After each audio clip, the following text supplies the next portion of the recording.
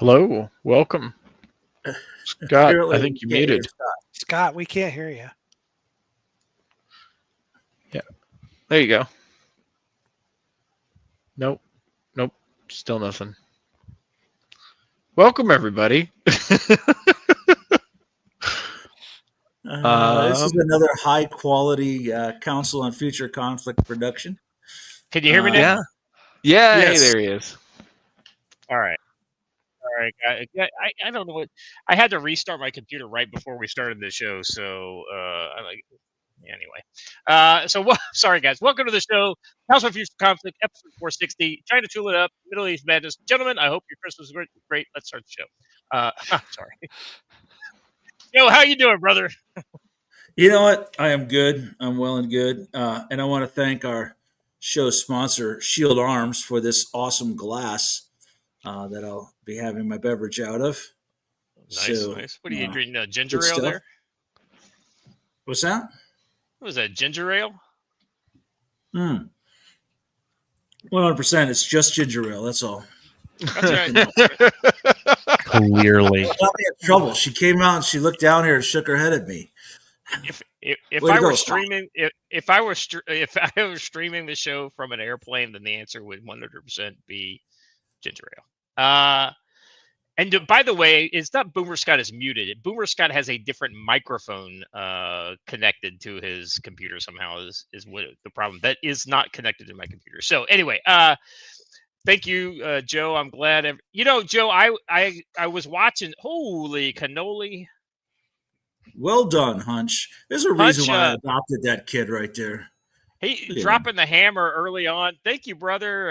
It's not even the new year yet. It's almost the new year, but not quite. Thank you. That's awesome. Scott, you notice we have all of the YouTube superstars in the chat. We've got Ken and Hotep. We've got Mexican Iron Man. Well, all of those guys have the link if they want to jump in and say, hey, this is the rarest of the rare breed, the nighttime Council on Future Conflict, something we don't normally do. We're doing it because as you can tell, my background is different. This is my sister's childhood room that I'm in, that I'm broadcasting from. So, it's a rare bird. Blaine, speaking of rare birds, Blaine, so glad that you could make it, brother. How's Tricks? Things are going great. Writing books. I've finished 2 books in the last 2 weeks. So I'm working on another one. I hope Sibley catches this. He won't. The irony is that I finally do a show at night and Sibley doesn't show up for it. I'm just saying, he said he was gonna, kind of come and promote his new book on the thing. But anyway, I was appreciating your comments for Sibley and your upcoming forward or whatever. So I don't know that you want to share that with the public, but I appreciate it. Not yet. Yeah. He knows about it. I've prepped him. I prepped him. It was coming. He thought it was funny because we have the same publisher. Well, I'm sure he was literally hands, like face palm, for like the entire afternoon. Like, I got to live that down. You got to be kidding me, man. Nah, he's a good sport. Nah, he's awesome. Yeah. Speaking of guys who are awesome, Don, it's nice to have you, brother. It's been too long. Well, I've turned into a tiny hermit that lives in the middle of nowhere and talks to no one. So, hi. Hey, man. Well, It's been too long since I spoke to like anybody. First of all, that's false because my phone would tend to disagree with you, but okay. Yeah, you're one of like 4 people on Earth that has heard from me in the past month. Yeah, that's true. You know what? I don't think Mexican Iron Man's not in our chat. He doesn't have a link. I will send you the link. Actually, Watcher, can you send him the link? I don't want to try to do too much at one time. If you can, Watcher, send Mexican Iron Man link. Speaking of people who haven't been on as much, or not quite a hermit though, because he's always on the move. Jim, old Hong Kong, how you doing, brother? Yeah, good. Good to see you guys. Lots going on. It's going to be a busy new year. Lot to talk about with China. Yeah. lot to talk about with China and Finland and Estonia and Syria. Yeah, that's right. We had another undersea cable cut. That's not in the show notes, but definitely was But it probably another should be, yeah. was it another Chinese vessel that was Well, there are responsible two for that? suspects. They currently have a Russian vessel detained, but they are continuing to watch a Chinese vessel. Yeah, they put the border guard, the 5th Special Investigative Unit, SIU or SIV, I forget what they call it. But the border guards do this, so they seized a vessel in the Gulf there, and it appears to have lots and lots of technology on it that shouldn't be on a merchant vessel. It's a Hong Kong vessel, Cook Islands flag. So, and it's missing with a Russian crew or skipper again. Georgian and something else crew, as I recall. So I'm sorry, I'm old enough to still believe Georgians and Ukrainians are Russians. So yeah, put it this way: the Finns are aggressively stepping up to defend their sovereignty, which is unique for NATO. So we'll see what happens. Jim, I just thought of a promotional opportunity. I could be advertising that folks who come to the May classes here that Matt and I are holding could actually attend a mixer with you and Stan. I don't do partially clothed events. So I'm going to have to say no. But we'll put up a sign: no shoot, no shirts, no shirt, no shoes, no service. It'll be good. I'm still putting it out there. I don't care what you say. No. If I'm in town, I'm glad to. Look, Scott and I both have been around you about 3 drinks into it, and we know what you just said was completely false. Yeah, it's true. Jim was the only under Matt's tree. When we were all drunk, Jim was about as inebriated as any of us, but he actually looked perfectly sober, despite the fact Jim could handle it. The Nephilim-sized Marine that was sitting next to him, though, could not. So, amphibious pirate, yes. Yeah. What a great young man! Oh yeah. He I love that guy. Boy, exceptionally young man. Boy. So just as a crowd observation, the crowd that surrounds you are very nice people. So. Enjoyed that young man a lot. Yeah. Oh. All right. Watcher, how you doing, brother? Oh, just watching psychological warfare being waged against the population online. So, another night. Say nothing new. Are you talking about the photo of Hunter Biden with his father and Xi Jinping? Oh Lord, no, I wasn't. No, I was talking about the Christmas H-1B brawl. But, the smartest thing that I ever do almost on a regular basis is to stop looking at social media for days at a time. And I've been on X very little since I got here in the States, actually. Not because I can't. I just I've just had other things to do, and so I endorse this move. About the time that I dropped that tweet that was like, hey, I think I'm just kind of done with this platform because it censors constantly, at least me. Life has gotten substantially better, so do that. Well, but here's the thing. I think it's less about X and more about just the whole online kind of persona thing. I think that there is something artificial about like internet interactions, and I don't mean like you can't be real friends with people online or whatever. I think everybody here in this forum kind of puts paid to the fact that you can make real friends, but the problem is that it's just you get just inundated by things. And how many times have you guys said, hey, look, have you guys seen this? And it's like something you've seen 15 times in the last 48 hours. And the people are like, no, what the hell is that? What are you talking about? Like, they literally look at you like you have a dick growing out of your forehead, because you're showing them some picture or meme or something like that is just absolutely all over, especially within the sphere that we kind of exist in on X, and then I have to explain that it's something online that everybody's talking about. And then my daughter shows me some meme from Instagram or some TikTok reel or something like that, and I'm like, I don't know who this is. What are you talking about, Dad? He's got 20 million followers. How do you not know who he is? I'm just like, oh. I'm reminded that the internet is not the real world. Speaking of the real world, gentlemen, we've got a lot of stuff going on in the real world. The H-1B visa is something that I absolutely don't want to talk about today, because I get the feeling there's a lot of noise and very little signal right now about it. And if we do finally have Inauguration Day on the 20th, I get the feeling a lot of that's going to get worked out. But that being said, unless one of you guys feels really strongly about it and has an opinion on it, The only thing that I'll say is that it revealed who people really were. That's all. Yeah. Mhm. Watcher, what was your kind of general take on just not so much the actual issue itself, but the that it is signal being used as psychological wedge warfare against the newly forming right-wing coalition. Yeah. There's so many fun and interesting trigger points here that are going to drive deep and lasting wedges, because certain people don't know how to not just say things.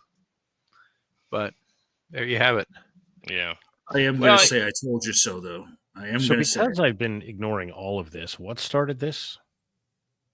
No, you know what? That's a fantastic question, and part of why I'm holding back so much of my commentary is that I need to dig a little bit deeper and find out who actually did start this conversation.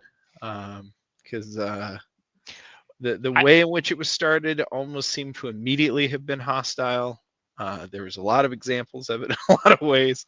I need to try and figure out where the origination of the thing problem was is online. that Vivek and Elon, being nerds, don't know how to convey their words in a way in which more people understand. And they both came off as saying that Americans are too stupid and we have to hire Indian people. It's not exactly what they meant, but it's what they said. And then when people argued with Elon, he called them retarded, which only made the matter worse.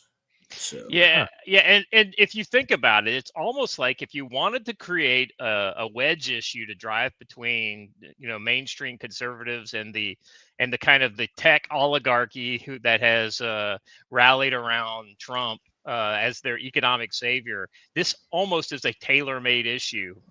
Shocking that maybe nobody that is actually arguing about it right now are the ones that actually brought it up in the first place. Probably that would just be my guess. But it also ties into something I've talked about a lot, of that India continues to colonize the world.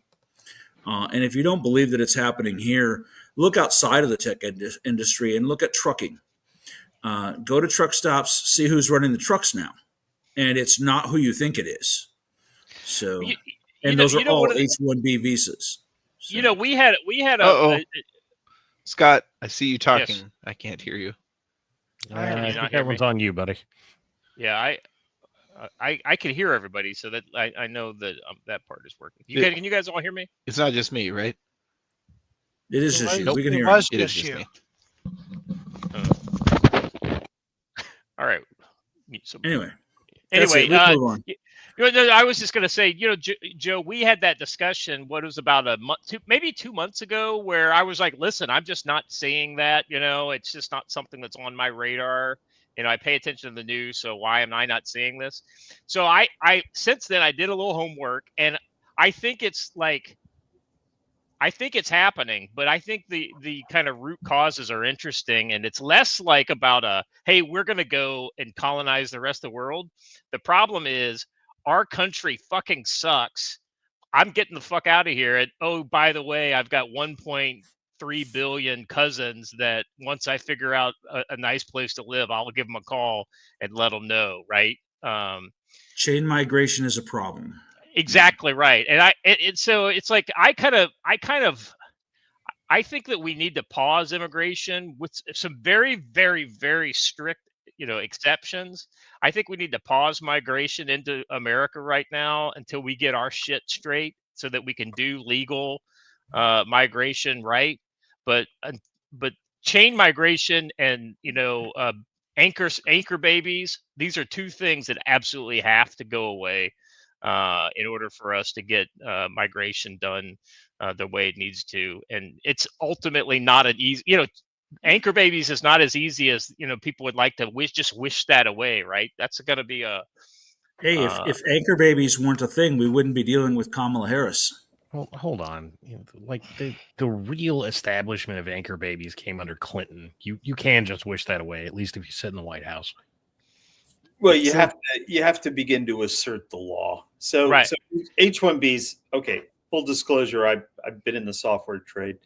You can't do away with H-1Bs because you can't train people up fast enough, and the U.S. has really done a shitty job of training people in the tech. It's a scale. The problem is we're growing faster than our workforce can scale to. We also grow in market-driven waves, right? So it isn't consistent and predictable. So at a certain point, you'll have too many of this, too many of that. The fundamental problem is our immigration model is not one of letting the right people in. We're driven by the emotional need to help. So we end up going to the most needy instead of the most deserving or the most educated or the highest value add. And we're one of the few countries in the world that doesn't look at it and say, okay, you're not a PhD in computer science. We don't need you.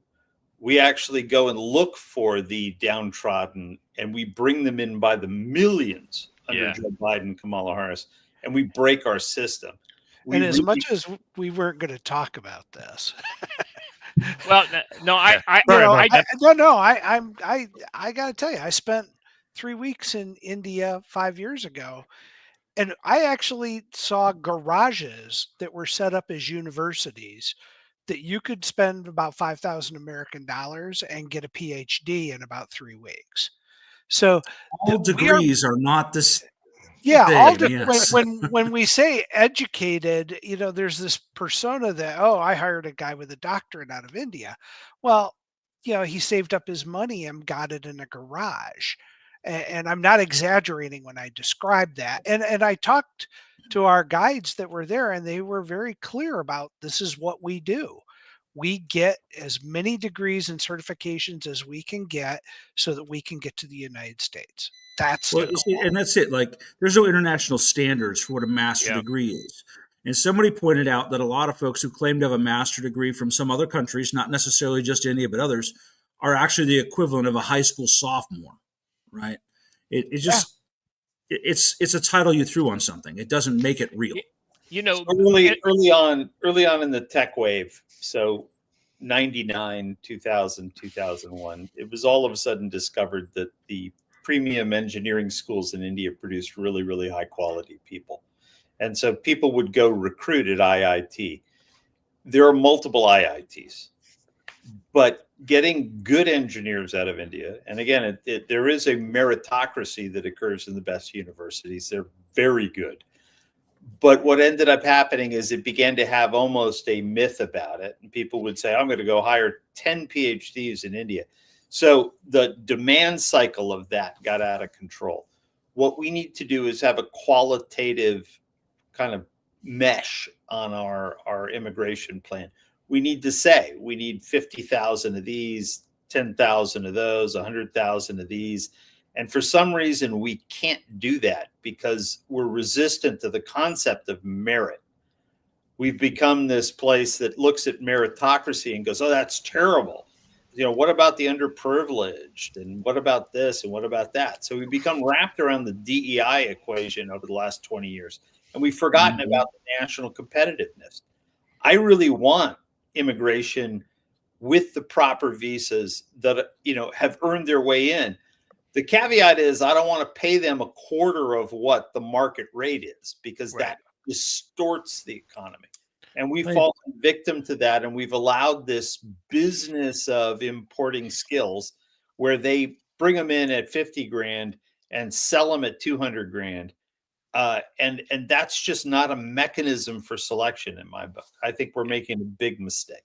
Well, you're talking about multi-layered problems there. One, the government federally subsidizes those H-1B visas. And two, the moment you have anything vaguely resembling quotas, hey, I can go get this guy out of India for 50 grand. He will do some facsimile of what $200,000 worth of programmer will do, regardless of any individual skill. I can import 4 of them. The chance that 1 in 4 is valuable enough to do half, and I can get the other 3 to do the other half, I'm still doing just fine. And I can build them out as 4 guys instead of 1. You got the magic right there. That's the billability. The billability for year 1 is what they're worried about. Exactly. It sounds an awful lot like, I don't know, slavery. But Yeah. Well, I The mean, indentured It servitude is. in point of fact, but I mean, let's go on. Let's be honest. I mean, there's a lot of good immigration laws out there that are either being completely ignored, broken, or there's loopholes that allow them to completely abuse the system, right? And so some of those just need to be enforced, but others we need to do a relook on them and figure out like what is the right way to do this, right? How do we hold the feet to the fire of the companies that are within the U.S. jurisdiction so that they don't abuse the program? On the other side of it, like any other non-Christian society, they have a morality disconnect with what we expect out of morality from a society. Example, in the Muslim societies realize that they can just lie. They have a law that, or not a law, but a custom that allows them to basically lie to any other culture, because like ultimately their aim is to spread Islam, right? So the widespread, almost corporate scam centers that are just widespread in India show an example of acceptable Indian morality. Okay, I don't know enough about their society to understand what what the moral component is there, but that shit just doesn't exist. Meanwhile, we boot John C., a white Christian hardworking lad from South Africa, at the exactly airport right, because he doesn't meet the quota that they want.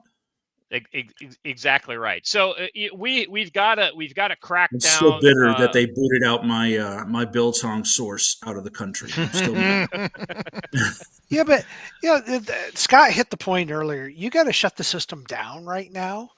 Stop it completely and go through and say and what slowly parts, turn it back on. Slowly turn it back on in a very controlled and constructive way that looks at each one of these components and says, does this make sense? The system we've set up for courts to review these cases, etc., was never built for the load that we have been pushing through it. And I'm not just talking about the Biden era. I've been talking prior to that. This system doesn't work, and our borders cannot be open. You cannot just go because the Pope says take everybody in. Well, no, the Vatican's. I don't see that. I was in Rome just a month ago, and I didn't see the Vatican taking in lots of refugees. Yeah. But everybody else is very quick to judge us, but they're certainly not opening their doors to it. Not to the level we did. I think you got to shut the whole damn thing down and start up the parts that work first, then fix the other parts and slowly bring them up. It's just like launching software. Phil Coughlin's over in Rumble for $10. Sorry, I didn't see it till just now. He says not every Indian is another Ramanujan.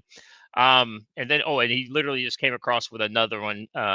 Phil Collins again for $10 says, but where will we get the models once in future first ladies? I don't think she came over on H-1B. I'm just saying. I don't know. Now, but here's the thing. I recognize that we need migration. With our lack of babies in America, I mean, and let's be honest, America has just as much problem when you take away immigrant, from the U.S. population, we've got the same demographic problem that any other developed country has. So where are we going to get all these other people from? Well, other countries, right? So there has to be a way to do it correctly. But Blaine, you're spot on. You got to shut it down. I don't think you have to shut it down for 5 years or something like that. I think maybe 6 months to a year of almost like maybe only 0.5%, 5% of the current migration, and then you start to bring it back slowly and surely. The one kind of immigration I don't think you should shut down, honestly, is service member spouses coming into the U.S. Because I would say that that's probably the least abused, but it's still abused. And I have experience with that. Ask me how I know, because I've dealt with those people. But I think that that's probably the one that I wouldn't shut down. There are probably others that I'm just not aware of. H-1B, shut it down for 6 months. You figure out all the problems and fix it. All right. Anybody else got anything on this? This is our first odds and ends. I deleted number 2, by the way, Watcher. So when realistically, how long do you want to talk about this? I mean, I think we've hit the wave tops. I mean, if you guys want to, hit the best feedback we got was someone in the chat said that in the short time we talked about it, they got the best explanation from it they've heard all weekend. So let's leave it at that. And now I'm ready to watch. I guess the last thing I'll say is I have nothing against Indians. I mean, I know of all the big countries in the world, I know the least about their culture. So anything I say about Indians is from a standpoint of ignorance, not hate. I don't hate Indians. I just, don't know anything about them. And, okay. If this is the line we're going to draw, I have many years of angry hours on tech support phone calls to hold against Indians. I mean, that's about it. I once had an Indian on tech support tell me she couldn't understand me. She was like, "Is there anyone who speaks better English than you there?" I just looked at the phone and was like, "What?" I'm sorry, ma'am. I'm a Marine. Ouch. Wow, I felt that burn through the monitor. Yeah. I mean, it's like anything, guys. I mean, I'm an individualist, right? I don't take people in racial groups or nationalities or things like that. I take people as individuals. I don't know any. I don't know any. Not because I don't. I haven't had experience with guys at the Quickie Stop. I just I don't know any, so I don't. I have no. That's it. I'm coming out hard against tech support. That's it. Amen. Bro. That is the group that I think needs to be abolished.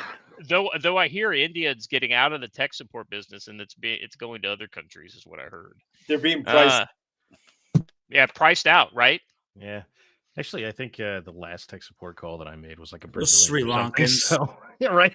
Well, I heard Bangladesh is getting into it big time, but that's basically Indians, of a different stripe, right?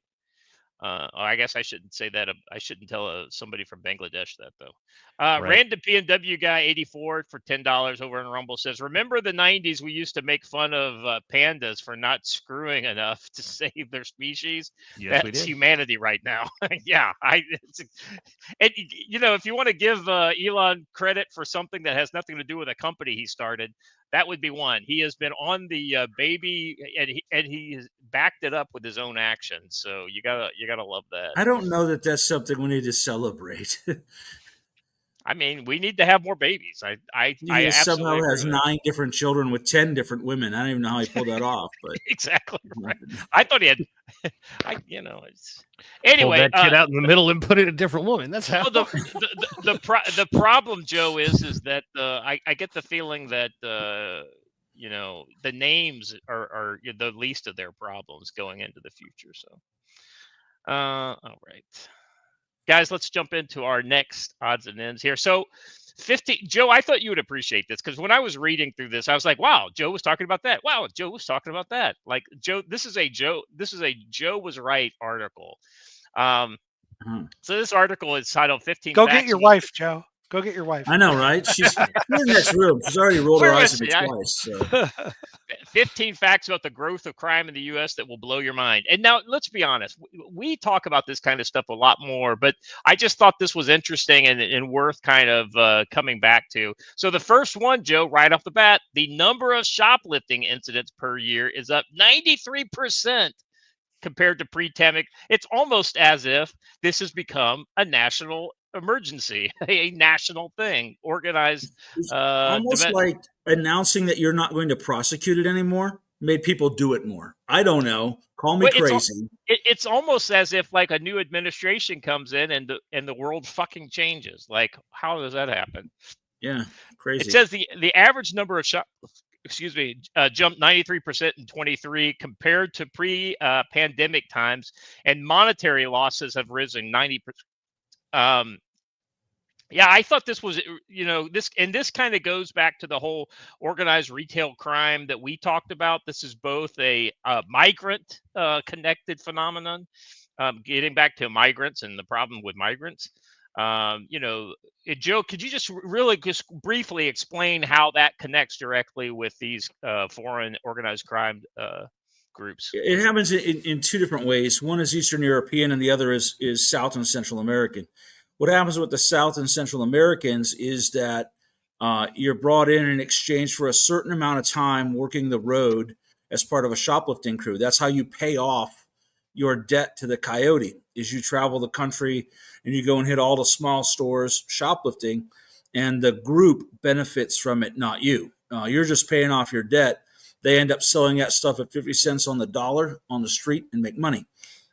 The Eastern European way is a little bit more insidious. They bring them in and they run professional shoplifting rings all over the country, and you never pay off the debt. That's just what you do now. That's just your new job. And I know someone mentioned earlier in the chat that they bring in the girls for the housekeeping at the hotels. Let me just tell you that having dealt with some of those, the girls who do the housekeeping at the hotels in the summer, they shoplift in the winter, and they're getting some ridiculously large paychecks for housekeeping at the hotels. So they're not housekeeping. I'm just letting you know that. That's just where they carry them on the books. They're doing other things. So, illegal immigration pushes all kinds of crime throughout America.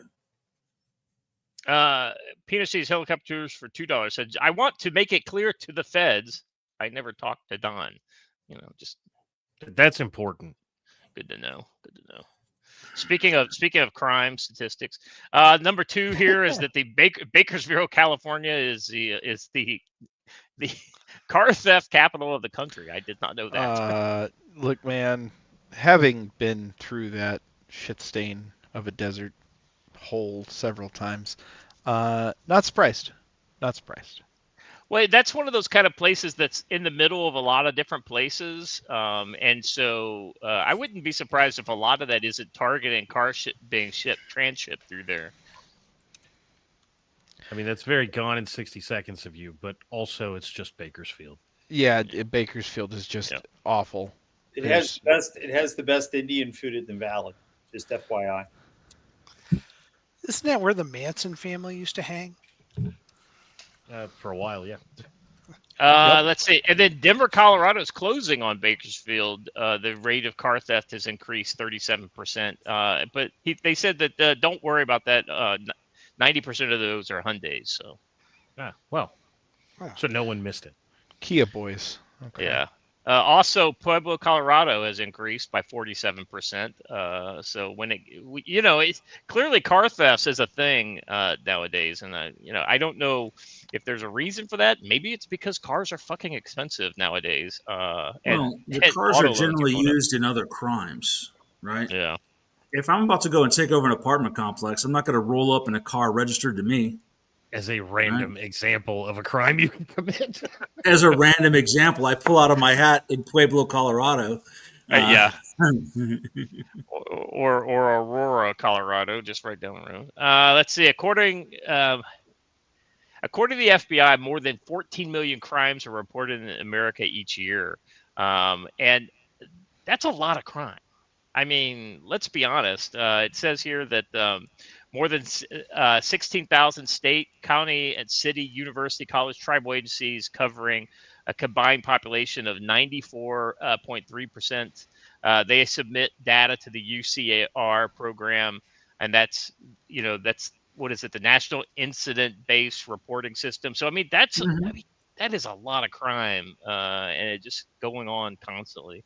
And ironically, this also includes the fact that a lot of major cities in America have stopped participating in that system at the request of the federal government. Why do you think they stopped?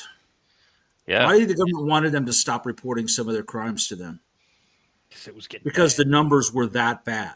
Or the numbers are that bad, and the crimes that are being committed are not helping their narratives, I think. Yeah, they're committed by the wrong folks doing the wrong things. Absolutely. Speaking of the wrong folks doing the wrong things, there are 1.9 million people sitting in American prisons. That's basically what 0.5% of the U.S. population, essentially.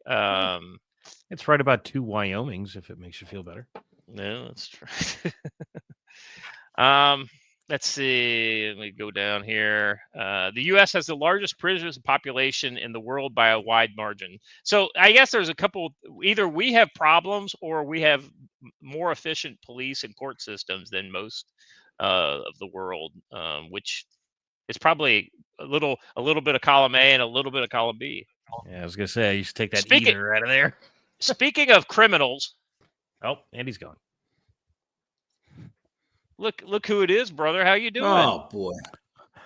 I understand that we need experts in California Indian relations with counsel on future conflict.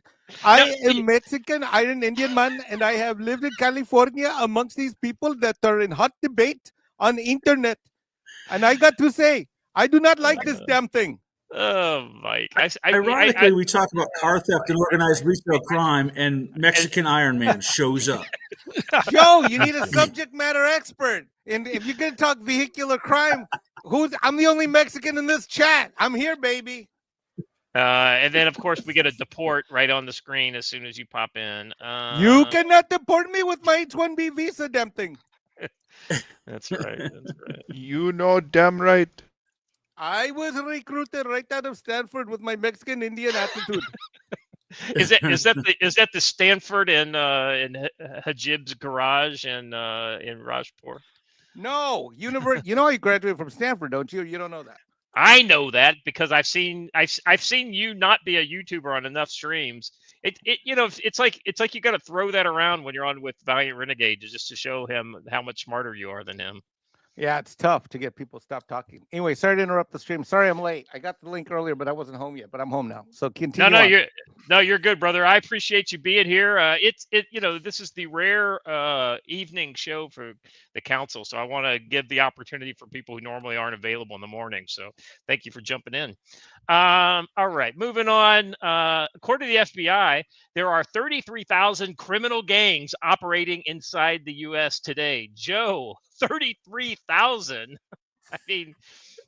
I mean, that number doesn't surprise me, but when you think about that versus the total population, that's a pretty big number.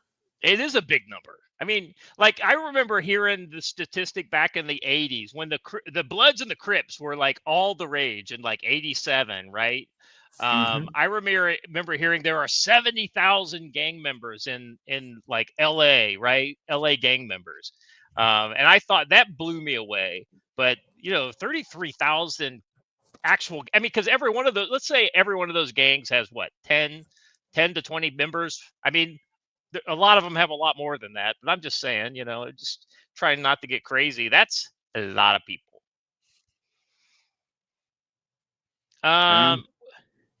Well, that's enough to give every man and woman and child in America at least one criminal gang for themselves, right? That's that MSNBC math.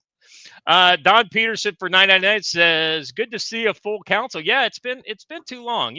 I think the morning time frame is really hard on council members, so I appreciate you guys coming in. Let's see. Speaking of gangs account for 80% of the violent crimes committed in the U.S. every year. It's almost like if you're not in a gang area or joining a gang, you probably aren't going to be affected that much by violent crime. That's funny. I mean, crazy. Well, I mean, but because everybody trots out they trot out the gun death statistics, right? Well, then the first arrow, the first kind of hatch at that is like, well, listen, 2/3 of gun deaths in America are suicides, right? Okay, yeah. So you cut the suicides off, and then you say, well, and then of all these gun deaths, 70% of them are gang related, right? Or the related or committed in the commission of some sort of property crime. And then so all of a sudden, like actual regular normal civilians getting involved in gunfights is, well, shockingly low. But anyway. I know you're on a roll, slowing the show down and all, but Blaine has to roll, so you might want to. Yeah, that's right. You're only able to hang for the first hour. Blaine, I appreciate it, brother. Anything you want to plug on the way out the door? Hey, man, go check out Tenure. Yeah, it's when is it? Is it the 7th? 7th of January we launch, man. Yeah, and that's launching both audiobook and all formats, right? Yeah. Awesome, brother. I'm still working my way. I admit to falling asleep on the airplane reading that. But I was struggling. So no problem. Hey guys, have a great New Year. Hey, thanks, brother. See you, Blaine. Thanks for being here. Yeah. Good, Blaine. All right. Getting back into it. Let's see. In 2023, there were 127,436 rapes reported in the United States. I mean, that's a lot of rapes, guys.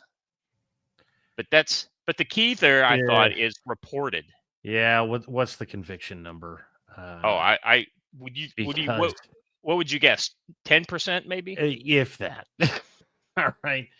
Look, I'm not telling you that nobody got raped without a conviction, but I am telling you that we've been telling women for 30 years that I had sex and then regret it the next day is rape. Yeah. So forgive me if I don't trust the reported numbers. Well, it sounded like gangs called it. It'd be like, yeah, we would like to register our gang with the federal government. They're all just guess numbers, right? Most of these, yeah. It says here that 550,000 U.S. children were victims of abuse and neglect. Now that I'll be honest with you, it's sad to say that doesn't surprise me. I mean, I don't know what to say about that. I have the soft spot in my heart, is for child victims. But once again, what is a report versus the actual crimes? Listen to this: 795,000 registered sex offenders. That does not surprise me. But how many of those are people who got caught up in part of the former part of that? One of these reported rapes that's really regret. So. Anyway, just kind of that kind of gets to the end of the list. But real quick, guys, just the last word on crime in the U.S. How do you guys feel about crime compared to, say, where we were 5 years ago? I want to make a statement here. That's actually a shirt we sell, and it's "You are already in the collapse." Yeah. I mean, that explains crime where we are. And I always take rape numbers with a grain of salt anymore, because we have misconstrued the definition of rape now to buyer's remorse or worse, right? Yeah. So that's a difficult number to actually pin down. I hate actual rapists. They should all be killed, burned, tortured, not in that order. But we've called everything rape now. So. Yeah. See, this is the problem, because there are no actual rape supporters. They just, like, even the rapists that get convicted are like, yeah, that was wrong. On the other hand, there are only so many mattress girls that we can all see before we're like, yeah, but was it? Yeah.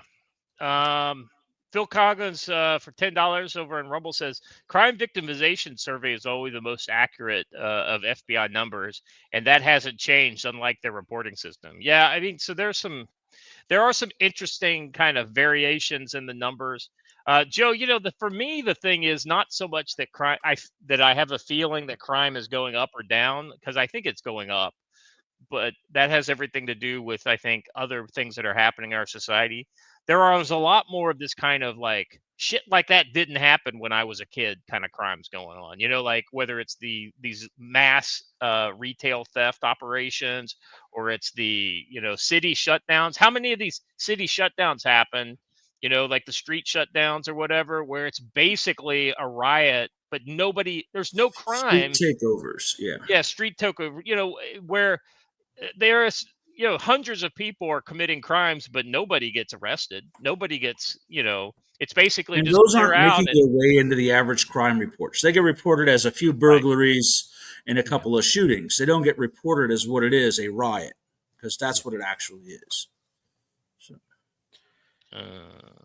Oh Jesus! Speaking of crime, people did not set people on fire on subways when I was a kid. Nope. And what did you just say, Watcher? In the reports of yet another person set on fire at Penn Station. This time not in a car, but in an elevator, near an escalator. Police are on the scene. Fire department has confirmed that someone has sustained burn injuries from direct flames and is coordinating with EMS for further assistance. Yeah, we don't know all the details on that, but that's just, guys. What was it? Hochul, was that who was doing it? The governor of New York was talking about how safe New York was. Went and staged, not just New York, but specifically the subway. The subway, right? She was making a push for it and within staged a visit to a cart. Within 2 hours of when that lady got set on fire in the, I'll be honest with you guys, the thing that stuck out to me in the video that came out of that was not, sadly enough, was not the victim burning. It was all the just total depravity and indifference being shown by everybody around, not doing anything at all other than just whipping their cell phones out. And, oh man, this is going to be some good footage. That's what keeps happening all over the country and everything. My biggest complaint about mass shootings is everyone wants to get out their camera. Nobody wants to go and tend to the wounded. You might say, yeah, but I'm not a doctor. Listen, man, if there's a guy who's obviously dying, just him knowing he's not alone as he dies is helping, right? You have to do something. You lose the right to complain about the collapse of our society if you're not willing to do something. And I get it. Everyone gets mad at me when I say this, like, oh, I don't want to get sued. That is the wrong mindset to take here. Have some humanity, right? Absolutely. In fact, after reading, I bought your first 3 books, and I upped my tactical game. I at almost all times I have on me enough tactical medical on my leg. I have a leg wrap, and so I can put it has pockets all the way around. I got it from Warrior Poet, but I loaded it with all the stuff that was in your book. I mean, I've even got plastic restraints. Like if I have to restrain someone, I even have zip tie restraints. But I have like all the stuff that's in your book. I've got, whether it's a knife wound, I've got, the thing that you can pop the, instant stitch, gauze. I got tactical stuff. I've got the powder, everything. And I up my game after reading your book. I mean, I'm not trying to plug your book on the night show, but I'm just saying you should. I had basically a ghetto first aid kit wrapped around my leg, thinking that was sufficient, and it's not. But look, am I a trained medical guy? No. But I know that if someone is shot, knife, stabbed, or there's a serious incident, I can stop the bleed, and I can get them wrapped. And I got 2 tourniquets on me now at all times, which I didn't have before. And all this was after I read your book, because the way you present your stuff in your book, Joe, it's not just here's what you need. You lay the groundwork, and then you throw the case scenarios out as to why. I mean, that's one thing that's different about your book. Your book, there's so many books out there that say do this, do that, do this, do that. But your book, you throw out why. And after that, I mean, and I've taken classes as well. But so, anyway, not to plug your book. But look, everyone should take a stop the bleed class. But if I do run into someone in a situation, I mean, I don't know if I can stop someone on fucking fire, but Well, honestly, I don't know that there's anything anybody could have done for that woman by the time she was at the point where she was in that video. But that guy was sitting there fanning the flames. You could at least tackle him because he's the one who set the fire, right? Yes. And Daniel. Don't want to be Daniel Penny. Well, if everybody is Daniel Penny, they can't sue us. Hold on, though. I'm going to take exception to that comment. Daniel Penny was exonerated. Exonerated, exactly right. Daniel Penny proves you should. And I know you say, oh, but I don't want to go through the whole ordeal. Okay, well, I'm going to get on my soapbox here for just a minute, and I'm going to recite to you James 4:17. If a man knows the good he ought to do and does not do it, it will count as sin for him. I would rather answer to God than to a court.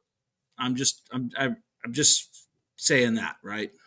I'm going to do what I'm supposed to do. I can't even imagine, Joe Scott, being a guy on a subway watching some woman get victimized by some asshole and not doing anything about it because as a man, I cannot do it. I cannot even fathom it. You know what? Just to kind of go back to plugging Joe's book, one of the things that I really liked that about your books, Joe, is it not only told you like, hey, how to be prepared, but it's like once you're prepared, here's what you should do. And here's the biblical framework that tells you why you should be doing these things, right? Here's the reasons why you should protect your community. Here's the reason why you should help your neighbors. Here's the reason why you should prepare, and it's backed up with biblical kind of. Look, hey, all of you who are screeching at me over there in the chat about, but, okay, be cowards then.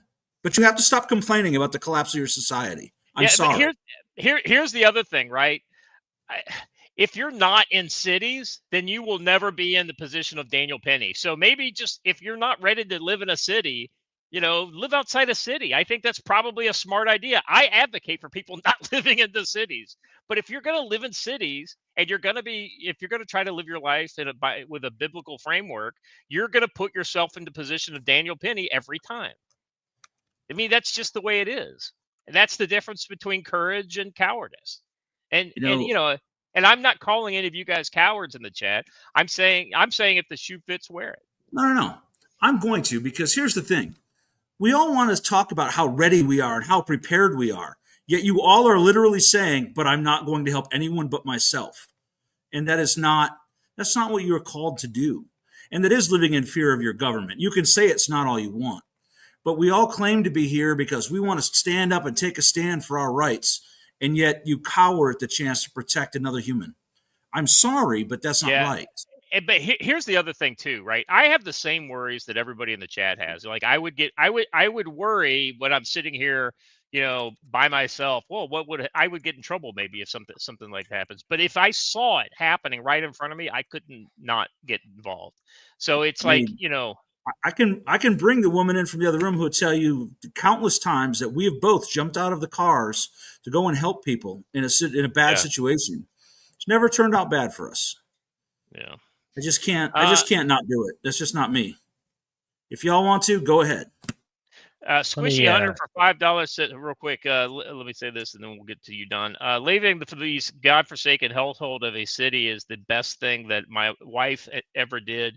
And every one of those news stories validates her. Yeah, I mean, getting away from cities is not about getting away from helping people. It's getting away from the cause of all these problems that cities deals with, and I advocate for it, especially if you have children. Don, as the guy currently being prosecuted by the federal government of the United States for taking a stand against my government, right? Let me tell you what this actually looks like on the I'm prepared, we got your back, bro kind of sense. There are a handful of people that I still talk to and associate with, because what really happens when the federal government comes down is everybody who thinks they're going to stand up goes running for the hills. The huge majority duck for cover. I have had people send me emails, text messages, DMs that are like, man, I would donate to your legal defense, but I don't want to end up on a federal watch list. First of all, if you know who I am, you're on a federal watch list. Okay. Just for clarity's sake, that is true. Second of all, if everybody everywhere all of the time is just going to duck and run, and make no mistake, by the way, for anybody who thinks that, like, oh, Don, but you got off X. Like, you know what I was doing 5 minutes prior to getting off X? Demanding that the FBI shut down and the buildings be burned to the ground. All right. And I have not changed my stance in the slightest. The organization should go away. It should not be reformed. It should not be put back together. We should fire everybody, burn the buildings to the ground, and piss on the ashes. That is my stance on the FBI, and it's not going to change. Now that's Carthaginian peace, my friend. That's right. That said, if everybody everywhere is going to very, very keyboard warrior courageously type about how, I would do X, Y, and Z in A, B, and C situation, or 5 steps worse, not even be able to have that keyboard cowboy kind of courage to say, you know what, at least I think I'd do something. Whether, you're always going to find out when you get there. And everybody who's been any of those theirs, they'll tell you that, right? Like, that didn't go the way I thought it would every single time. Well, But if one you of the can't even talk yourself up to it, if you can't even talk yourself into it when you're 1,000 miles away from it behind a keyboard, stop complaining. Joe is 100% right here. Just accept that you think it's a good idea that somebody gets stabbed and bleeds out on the sidewalk instead of you putting your hand on a wound. All right. No one is asking you to do surgery on Fifth Street. Stop the freaking bleeding. Put your hand on the wound until you can get something that'll stop it further than that. Pick up your phone and call the cops, which, by the way, as a guy who currently not a giant fan of cops, they do have access to ambulances, and those are pretty helpful in that moment. If you want to cry and do nothing, then just be happy with what you have. Yeah, and to be to be honest about what Don said, every state has laws that protect you if you're just trying to give someone first aid, right? Yeah. I'm not saying go be Daniel Penny and tackle anybody, but I am saying try to help someone who's dying literally in front of you. Do something. You're right. Well, you're right. Right. Right. What I was going to say, I agree with you. What you just said right there, Joe, is ultimately you don't have to go looking for trouble. You don't have to go to places, out of your way to, I'm going to go and counter protest, or I'm going to go and do this or whatever. But, when you're just when you're just living your life and something happens in front of you, God is literally giving you a message, right? He's giving you a test. Yeah. And you guys have all been prepping and training, and preparing for these types of things, so when it happens in front of you, don't shirk, don't step away from it. Be exactly who you think that we all should be. All right. We've gone too far on that one. I think that, real quick. Hold on a second here. There's $20 chat there. Yeah. Let's see. Rich Turner 42 for $20 says, be strong and stand. Basic med classes are available. Small search in community and you'll find them. Teach your kids to be strong and stand. Listen, if all you find your tribe and train. If all you could do is grab a big bag of gauze and medical tape and put it in your trunk, gauze and medical tape will get you a long ways when it comes to most things. You can get a little sexier than that if you want, like Mexican Iron Man has done, because he bought, what book was that, Joe? That your basic first aid stuff was all in the first book, wasn't it? Well, in the first book, the whole basic first aid kit. Yeah. So, so just the first book gets you there. But yeah, absolutely. Rich Turner is absolutely right, though. There's all kinds of, first aid classes. I would recommend, one of the things, I know a lot of gun ranges actually have first aid classes that are kind of gunshot related. So it's more trauma based. So if you want something a little more kind of like intense for, like GSW style wounds and things like that, that would be a good source for it. But there's always stuff out there. And local fire departments are always teaching stop the bleed classes. Yeah. And they're usually free. Just go take them. Yeah. This is not the hot topic that the Biden Z picture that's making the rounds on, but this is more to do with Ukraine and Biden's administration right now. Biden unveils bigger surge in arms to Ukraine with just 3 weeks till Trump sworn in. So, guys, one of the biggest things that I'm seeing is let's do everything we can before the clock runs out. How many bills did they pass? In the dead of night, the other, and he signed, what was it? Do you guys? It was a couple hundred, I think. I'm not sure. Yeah, it was a lot. And, okay, so they made the bald eagle the official bird of the United States. Okay, I'm okay with that. But ultimately, it's just like he's trying to put his name on that, I guess. I mean, so some of it is just complete vanity projects, but at the same time, there was some not so great stuff in there.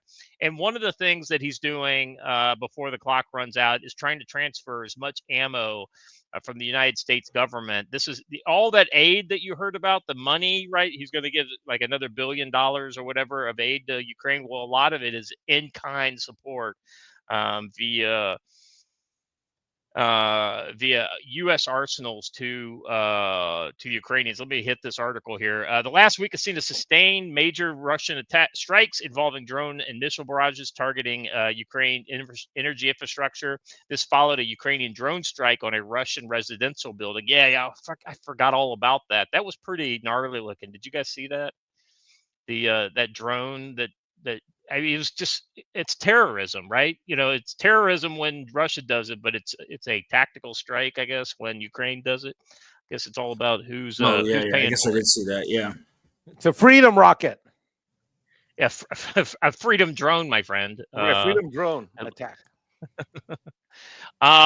Yeah. So Wednesday alone saw Russia fire 170 drones and missiles at Ukrainian energy infrastructure, causing several deaths and widespread power outages. The purpose of this outrageous attack was to cut off Ukrainian people's access to heat and electricity during winter. So the exact same thing they've done every winter since this war started. These are legitimate military targets within a state versus state conflict. Let's see, with little over 3 weeks to go before Donald Trump enters the White House, President Biden has ordered a surge of U.S. weapons to Zelensky. Let's see. I have directed the Department of Defense to continue its surge of weapons deliveries to Ukraine, and the United States will continue to work tirelessly to strengthen Ukraine's position in its defense against Russian forces. Launching large-scale missile and drone attacks on the day of the Lord's birth is wrong, Biden asserted. The world is closely watching the actions of both sides. The U.S. is more resolved than ever to bring peace to the region. I wonder how Biden... It was not Christmas for either side then. Yeah, I wasn't going to bring that up, but yes, you're right. The Orthodox Christmas is what, the next week? Yeah. Oh, is it next week? I thought it was later in January. It's like the 6th or 7th. So yeah. Yes. So anyway, so they're definitely targeting the major population centers in Ukraine, and let's see. United States is expected to announce that it will send $1.2 billion in military assistance to Ukraine, U.S. officials said Friday, as the Biden administration pushes to get as much aid to Kiev as possible before leaving office on January 20th. Large packets of aid include significant amounts of munitions, including the National Air and Surface, the NASAMS, and the Hawk air defense missile. So that's like an old 70 era missile system, but it still works, I guess. It also would provide Stinger missiles and 155 millimeter and 105 millimeter artillery rounds. Yeah, so this is how he's going to do everything he can to get peace before leaving office. Thoughts, guys? Yeah, I don't really think that's it. It's pretty out in the open that Trump is going to tell people to sit down and negotiate the end of this war. So either they don't think that he's actually going to get that done, or this stuff is not actually going to Ukraine. Ukraine is effectively a warehouse for 90 minutes before it gets sold to somebody that hates us, and we're all going to find these in the next war that we get into, planted in the ground, shooting down helicopters, blah, blah, blah, et cetera, just like we do with most of our munitions that we leave all over the globe. That said, I am going to cut on out of here. Thank you for having me, gentlemen. Hey, Don, appreciate you. Good to be back and get an angry rant in now and again. Well, even when we get back to the morning show, you're always welcome. But we'll be doing night shows until I leave the state. So feel free to jump on when we do. I'll see what I can do. I may drop in for some of them. You gentlemen have a good night, and I will see you all soon. Later. Be good, Don. So I mean, Mike, you're not a military guy, right? So tell me from your kind of more civilian-oriented standpoint, when you hear like this, Biden's pushing all these weapons towards Ukraine, especially at the last minute, these buzzer beater, deliveries. What's your kind of thoughts on this? Oh, I get pissed. My clients who are all business owners who pay taxes and have quarterly in-year estimated taxes due are pissed. This isn't, but from missiles to, to the IRS, there's stuff they're doing. There was a court case that small business had won and got a stay out of Texas. And then it has to do with FinCEN reporting, where you have to give the government your address and your copy of your driver's license if you have any business entity in the U.S. that was created through this past year. And it's an overreach, and the fines are $500 a day if you miss this deadline. Well, a court stopped that in Texas, and then they went and got their liberal buddies on the New Orleans appeals court to overturn that in Texas. And now it's and guess when the new deadline is? January 13th, exactly 1 week before, guess what? Before January 20th. What happens on January 20th? So my New Year's is ruined. And whether it's missiles or whether it's even more intrusive government action on the small businessman in America, these morons, basically everybody, and then you can call it Biden, but all these leftist wackos in Washington and the rhino fucks, all of these morons are doing whatever they can on the way out the door to ruin things for this planet, whether it's missiles in Ukraine, spending money, or intrusive actions against the civilian populace, including business owners. This is an administration that is hell-bent on creating as much havoc as it can on the way out the door, as fast and as big as it can. And it's infuriating as a civilian. Well, it's the irony is that they're not, the Biden administration is not the only people who are doing as much as they can on the way out the door. Like Russia, for instance, Russia's gobbling up as much of Donbass as it can before the 20th. I think they'll actually do an even harder push here in the next 2 weeks. So it'll be interesting to see how that shakes out. But everybody in the world is like literally angling for their starting position on January 21st, right? Like when we have to get the call from Donald Trump that morning, where are we at on the map? Okay, we'll stop fighting, but we're gonna leave our people where they're at. And speaking of that, did you see Putin absolutely manhandle Scholz on stage? Scholz, the Chancellor of Germany, said that NATO's a purely defensive thing, and no one in Europe can envision an offensive war on European soil. And Putin, without missing a beat, says, "Yeah, that's kind of how they felt in Yugoslavia until NATO openly declared war on them with no legislative backup from the UN or anywhere, and just started bombing them into oblivion on a European capital, Belgrade." And I was like, that was harsh. But it was true, but it was harsh. Well, I don't want to get too off topic on this, but Blagojevich did that the Joe Rogan show, and he talked about how he was, as the only Serbian person in the House of Representatives at the time, he and somebody else went over there to kind of talk to the Serbs and try to work things out on that. The irony there is that he said that the Serbs were so pro-U.S. prior to the U.S. dropping bombs on Belgrade. It's kind of ironic how all that worked out, but that was such a messy war to begin with. Still is, by the way. Well, it's not done. It's not over. Yeah, Kosovo and all that stuff is still going on. All right, Joe, real quick. I think we already kind of hit the the pushing of tactical wisdom books today. Anything else you want to bring people's attention to real quick? Sure. A couple new articles. I got one up on Tactical Wisdom, tactical-wisdom.com about how ready are you right now? If the lights went out today, what could you do? And I wrote a companion article over on my locals page about, okay, then how do I also have resupply done to me in the field? So pretty interesting stuff. Check those things out. While you're over there, buy books, buy a T-shirt.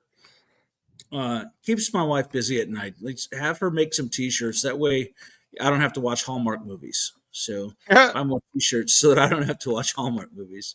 There you go. But we do have some classes coming up. January 17th, I have a stick and knife defense class here at the Montana facility. And we're going to have Kay from Combat Studies Group coming out to do digital field craft level 2 ground rod. And then I will be down at NC Scouts Place in February, where we're going to do my fieldcraft class, his scout and his recce course. And then I think he's also running an AK course right after that. So a lot of stuff going on in the next 2 months training wise. Yeah. Get out there and get trained. Mike, you got anything to shill since you're here? No, sir, but I do want to tell Joe that my kid turns 12 in March, and my plan is to sign up for a class this summer and bring my 12-year-old. So Yeah, I don't know what class it'll be, but I figure 12 is the right age to start him on the path to manhood, right? Absolutely. Oh, Absolutely. yeah. I've been preparing them for someone that politically. age. That's actually a great age for it, honestly. Yeah. You know, back when we had this wonderful organization called the Boy Scouts of America, that was a wonderful kind of place for young men to get that kind of foundational training. But that organization was destroyed and was, replaced. Well, it's been rechartered as the Gender Scouts, from what I understand. Well, right? it is a woke organization wearing a Boy Scout skin suit, and they've decided to just call it the Scouts. So it's like basically a gelding version of what the. That's all right. I had some out here last weekend, and I taught them how to build fire because that's what we do. Fire.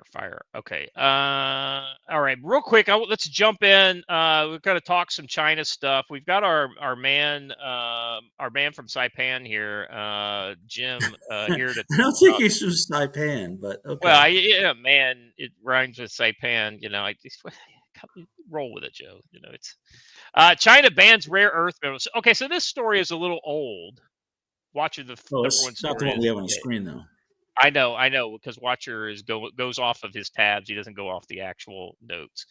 China bans rare. Yeah, that's the top one there, Watcher.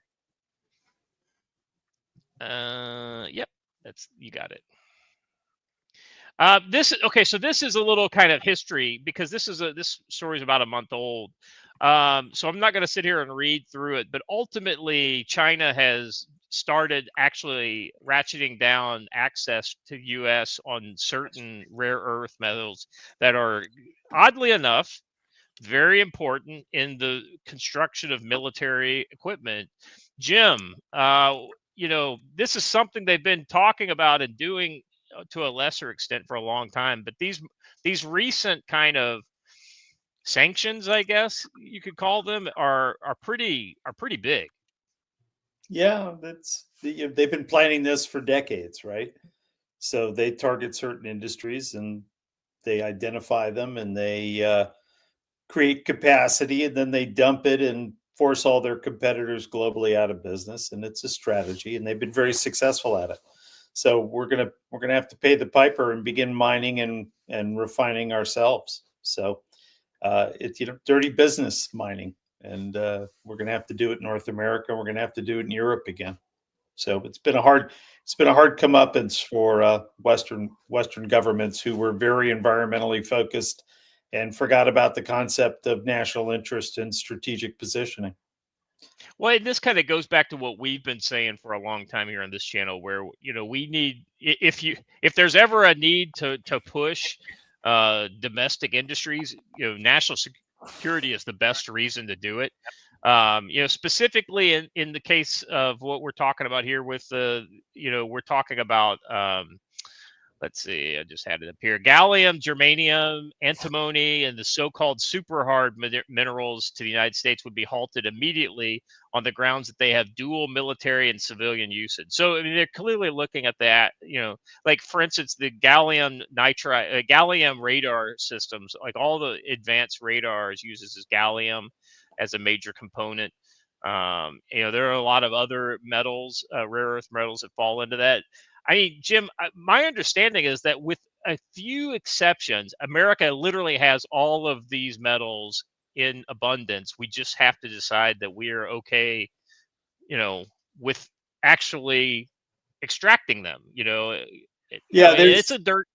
Yeah, well, it's mining is considered intrusive by Americans. They don't like seeing mines. They don't like dealing with mining in their neighborhood, so they get a NIMBY problem.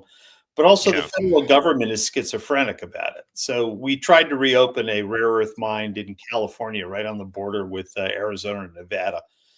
And it's a great rare earth mine. But when they asked them to reopen, they immediately, Cal EPA and the federal EPA started showing up at the front gate and citing them every day, right?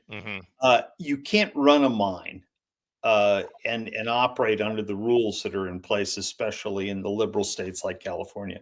So it's just a non-starter. So there has to be a set aside, and there has to be an understanding that it's just going to be more expensive to buy the raw materials from an ethical source that is abiding by environmental law. And we haven't been able to do that in the United States or Europe. So we continue to have the Chinese globally being able to manipulate the sourcing. They'll go to countries and do things that we're unable to do. And then they'll go back and process it in ways that if we did that here, we wouldn't be able to get away with it legally. And the government would clearly penalize it. So things like gallium, is a well understood older special metal that was used in semiconductors that are used in, as you said, radar systems and more advanced electronic systems, complex systems and sensors. So that class of metals, we don't even produce the semiconductors here. I mean, I think 25 years ago, we pushed all of that production to Japan because it was so highly specialized and it was such small volume because it was only defense systems. The Japanese picked it up and ran with it. So without our Japanese partners in defense systems, we probably wouldn't even have the production capacity we have now. So it's really interesting how the U.S. has chosen not to participate in some of these specialized things that are focused on national security. And if you go down the list, things like antimony, tungsten, et al., those are used in projectiles and munitions, and they're in horribly short supply. And nobody really has come up with a solution, though we have the ability to mine them and process them in North America. We've shut most of that capacity down. We have a lot of hope with Canada. There are a few mines in Europe that might come back online. So we just got to. Yeah, once the 51st state comes online, we should have a pretty good source of those Canadian metals. Well, there is a future solution in Canada for a lot of metals, and I do think Baja needs to be part of the United States just because it's great beach territory. But that's just well, that entire buffer zone that just kind of it keeps an eye on the coast of Mexico going halfway down. Give me the surfing and the fishing, and I'm good. Yeah. I tell you what, the Sea of Cortez is like swimming in a bathtub. It is very warm. I strongly oppose Canada being a 51st state. I think it should be more a county within the state of California. Claro, güey. La verdad, no? That's the way it should be. Non-voting protectorate. I like the sound of this. A territory. That's right. They can have observers to Congress, no voting members. So we have a very serious problem with being adults here in the United States. We don't want to build our own stuff if we find it icky, and metals mining, processing, and industry are icky. But we can do it in the best possible way here, and I think we have to step up and do it. A lot of the money that was spent during the Biden administration on infrastructure hasn't been put to good use. Yeah. Biden appropriation money not getting put to good use. So it tends to be a theme when you start looking at a lot of these Biden programs over the last 4 years. The EV pump thing comes to mind. What do they build? Like 9 of those things, and it costs like several hundreds of millions of dollars. Yeah, the difficulty is there's no power to go to those stations. So none of the municipalities or power generators have the capacity to actually deliver power to these things. So it's a bit of a scam. We've just got to kind of wake up and reset policy on what we do for ourselves. And it may be a little bit more expensive, but if we do it ourselves, it'll become a stabilized cost to society. You can't rely on China. You can't rely on Russia. And we shouldn't be mining in countries that don't have the legal and cultural wherewithal to defend their environment and produce things in a predictable way. So, we had decades of watching film of children in the Congo digging out nodules of minerals, and for some reason we haven't been able to take action. Shame on us. So if you want cobalt for your EV battery, and it comes from China, it's probably coming out of a Central African mine that doesn't follow rules you'd find attractive. We got to live with the fact that we've allowed this to happen. But there's no better time than now to take action. And boy, there's plenty of money floating around. So let the free market, let business take charge and go out and open these mines and begin to process these minerals and metals in the best possible way in the United States and Europe, and we'll have plenty of production. I'm not worried about the availability of supply. I'm worried about the stasis in Washington and DC's inability to make decisions that are in the national interest. Well, the other part there too that I see is that we've got a lot of laws and powers within the federal code that allows us to declare things national defense priorities and then put federal dollars towards them in order to build up industry, right? We've talked about shipbuilding as a capacity here in the U.S. that we can't allow to go away, and that we've lost a lot of.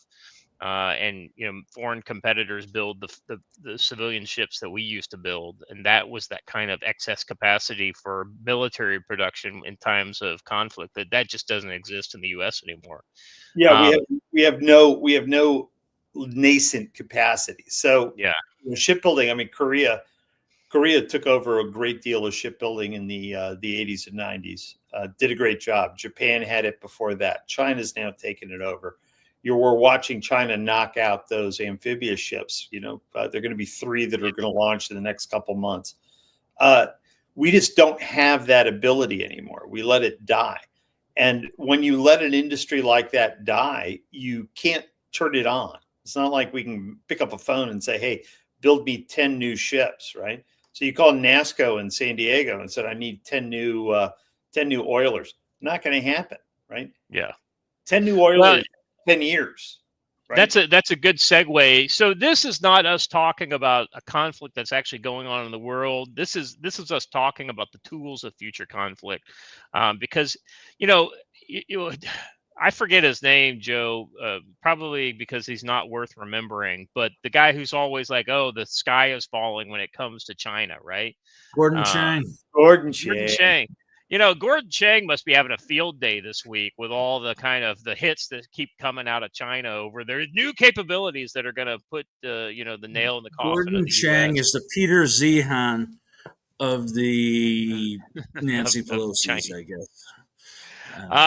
So this is a pretty interesting article. I recommend, the War Zone is one of those kind of reads that I don't agree with everything they write, but they focus on the right things. And so I would definitely give them a weekly look as far as what's going on in the world of defense.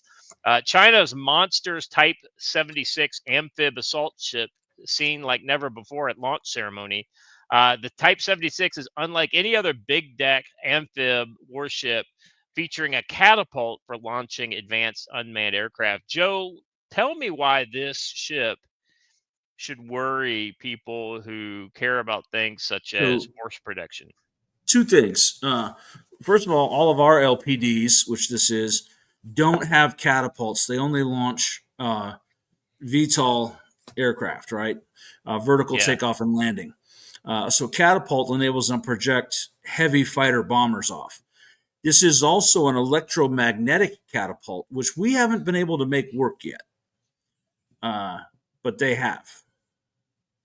So that's an interesting one. It's not just the cable one, but it's electromagnetic. So it's got some technology that we have yet to be able to perfect, and they can turn out ships like nobody's business, man.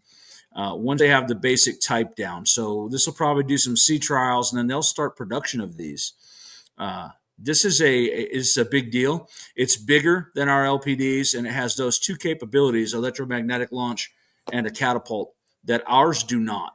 In order for ours to project power across the shore, they have to be in the company of an American carrier strike group. This one technically would not have to. It'd be able to carry probably half a squadron of fighters that are pretty good for local self-defense. Yeah, I mean, this thing is, and Joe, this is one of those kind of things that goes hand in glove with the carrier, the carrier task groups, right? Where you've got a full size carrier and then one of these kind of as its shadow, carrying both the land and what is it? Additional aerial capacity. Yeah, this is like what we used in World War II for the Pacific campaign, called an escort carrier, right?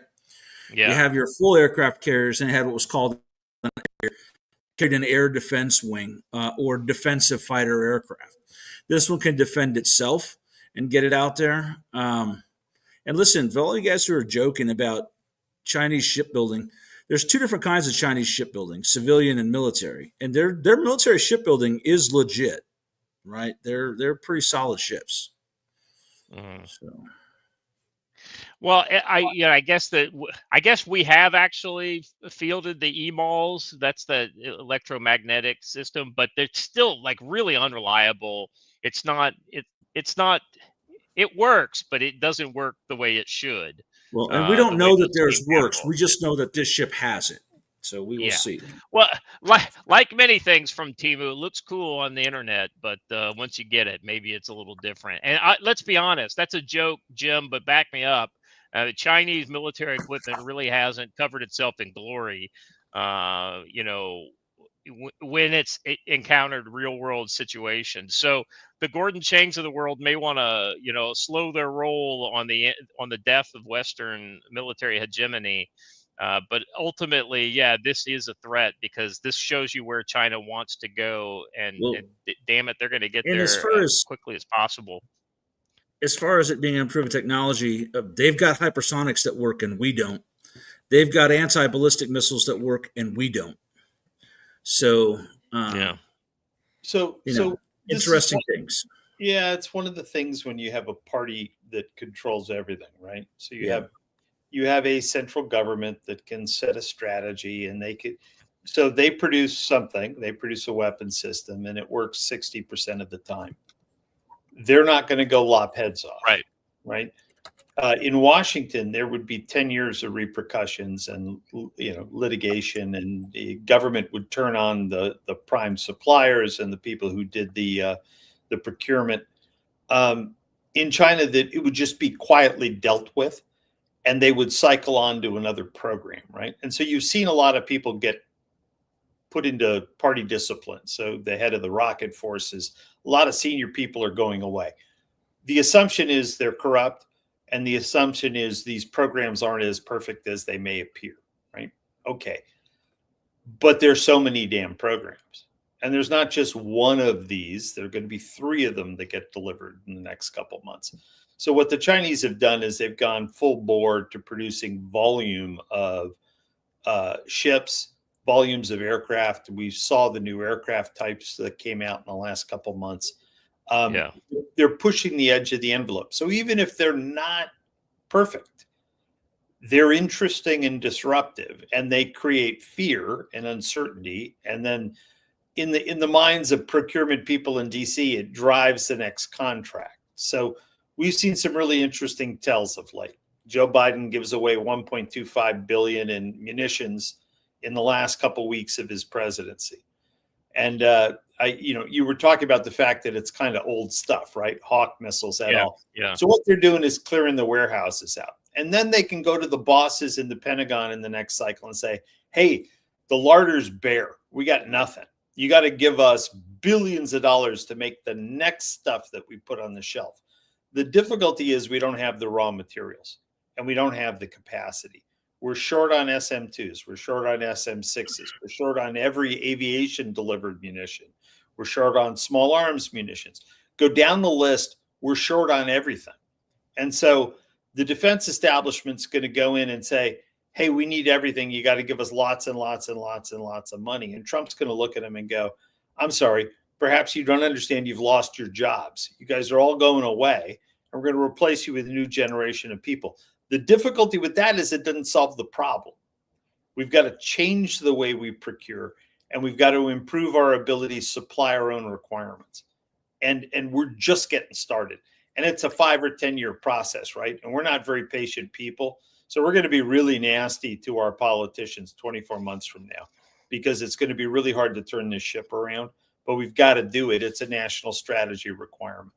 And go ahead. Sorry. No, I was going to say, for me, when I look at this, Joe, when I look at this, the thing that worries me is not how capable this is, because, you hit the nail on the head, Jim. This may work only 60% of the time, which is, significantly less reliable than what a kind of the launch of a U.S. system generally is. I mean, that being said, the Boeing tanker and the Gerald Ford class aircraft carrier are two that really have underwhelmed, and like you said, a lot of primes got raked over the coals for it. But ultimately, Joe, for me, when I hear they're going to launch 3 of these in fairly quick succession, what I'm hearing is even if these things end up go nowhere, within the next 10 years, that's a lot of soldiers. I mean, a lot of sailors that are going to get trained, and that kind of that culture of naval training, that blue water culture is going to get developed very quickly. So when they finally do find themselves in, for a need to fight, they'll be ready, I think. And woe to anybody who basically says that they don't know what they're doing. There's going to be a lot of trained Chinamen that are ready to fight. It's the first time I've seen the video, and I'm going to be honest, that ship has better air defenses than our LPDs do. So yeah. So that's going further down in this article. They kind of talk about that. You've got, not only do you have their CWIS equivalent, but you also have a 32 tube defensive launcher, which is basically similar to our Sea Sparrow launchers. Like I said, they have the CWIS equivalent, which is I think it's a 30 millimeter gun. 30 millimeter Gatling type cannon for their close in weapon system. So they basically took our CWIS idea and they've modernized it for China systems. It uses a twin superstructure, twin tower design like the Brits Queen Elizabeth. I bet the prop shafts on this aren't bent and won't have to go back into the yard for fixing. Let's move on to the next one real quick, because this kind of goes. Let me make one last point on this ship. It only has to make it 150 miles. Right. Right. It's only 150 miles across the strait. So anyway. Well, ironically, Joe, I think if it only operates within the South China Sea, it's absolutely a success. 100%. Yeah. All right, moving on. So the next one is a tactical stealth jet that basically came out of hiding. China stuns with heavy stealth tactical jet sudden appearance. They've been talking about the next generation air dominance aircraft for the U.S. That's the NGAD, one of the worst names for a program I've ever heard. But I don't think anybody saw this one coming as far as a public display. Jim, I mean, what was your kind of take on? Because this was the one that I saw everybody freaking out over this week, over the last 3 days. It's almost like a Christmas present for the U.S., huh? I think it's a kite. A kite. It's probably a quarter-sized drone, but still, at least their drones fly in the middle of the day when everybody can take pictures of them. So I have a little bit of an exotic belief about this. I think that this is their engineers being told to take a over the horizon risk on something. And I think that third engine is to deliver power to the aircraft. So I think there's some interesting stuff going on there. They don't have engines that have the right thrust to achieve what they're trying to achieve. Yeah, I see what you're saying. Yeah. One of the few things that we've been able to keep from them, not that we've been keeping it from them, but we've kept it from them. It's really hard to build the turbines that power our fighter aircraft. I think there's some interesting engineering that went on with that third engine. So we'll see. I mean, it may not even be a high volume aircraft. It may be a test bed. We don't know, but they're in trouble on their self-image domestically. So they're pushing everything they can out the gate here at the end of the year before the Chinese New Year. And they're trying to appear to have been very successful. And I think this is Xi Jinping. And so it's been an interesting week for Xi Jinping. You've got the pictures with Biden and Hunter. You got all the stuff that's been held back by the media and held back by the governments. It's all going to flood because nobody wants to get accused of holding it back. And so what the Chinese are doing is a counter propaganda wave. The Wu Mao, the kind of digital guys who get in your face have been very active in the last week. So we'll see. We'll watch what happens. This is all pre-Trump flex. Is that what you're telling me? Yeah, it's kind of a let's play all our cards, right? Somebody called it, right? So everybody's called the cards. All the cards are going to go on the table the next 14 days. There's no, it doesn't suit Xi Jinping and the party to hold any of this stuff anymore. So it's coming out, and here we're just dumping the stuff on Biden because he's on his way out the door. Mike, my take is that there's a little bit of both what Jim and you just said. Like some of it is playing for the domestic audience because, Jim, we haven't really been able to talk too much about the Chinese economy. And we know they're a lot more resilient than American business journalists tend to think they are. But that being said, the Chinese economy is going through some challenges. And this is one of those ways that kind of goes to national pride that says, well, listen, times are tough, but it's because we have to make these, alien space jets to counter the new Donald Trump threat, right? And oh, by the way, Donald Trump is here, and Donald Trump, look at our 6th generation jets. You don't even have these yet, and we're able to show them off in public. Now, just because you show them off in public doesn't mean there's any system on here that works. Though the interesting thing with this one here is the weapons bays are actually open on it. So believe it or not, you can get a lot of kind of intel from being able to look inside these weapons bays and things like that. Let me read a little bit of this. So one of the things that the Warzone does very well is kind of aviation journalism. That's where Tyler got his start as working aviation journalism. So he's generally pretty good on this stuff. So let me read the kind of the opening here. In something of a stunning development, China appears to be already flying a stealthy, high-performance 6th generation crewed combat aircraft. Now, 6th generation refers to a lot of the capabilities it can do, and none of these capabilities are proven. But this happens to look very similar to some of the 6th generation designs that the United States has kind of. That's shocking that it looks like our design. Shocking that it looks like, at least the. I'm curious how close it looks to the actual secret designs that have probably been stolen, much less the public kind of PR design. Well, it does have the top, the super secret top vent for thermal mitigation. Yeah. Yeah. That's something. Well, they talk about that in these articles. So at this early stage, we have very little idea about the precise identity of the new aircraft, but many elements of its design are very much in line with what we already knew about Chinese sixth-generation air power aspirations. Only a matter of hours after the appearance of the first Chinese aircraft. So this one right here, you see the one with the kind of skinnier wings that's on the screen here? That's the first one that came out, and then the other one that looks like a Delta, like an arrowhead, was basically the second one. So there's two separate kind of new aircraft that came out. Also tailless and a smaller design may well originate from the Shenyang Aircraft Corporation. Let's see, video and photos began to circulate on social media today that show previously unseen aircraft conducting daytime test flights alongside a two-seat Chengdu J-20S fighter, which is kind of like their hybrid, kind of F-35, F-22,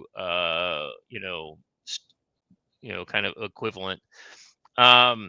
Let's see. There's no other official comment from the Chinese Ministry of Defense. Why should they comment when they could just let these pictures be seen? Yeah, they're just flexing.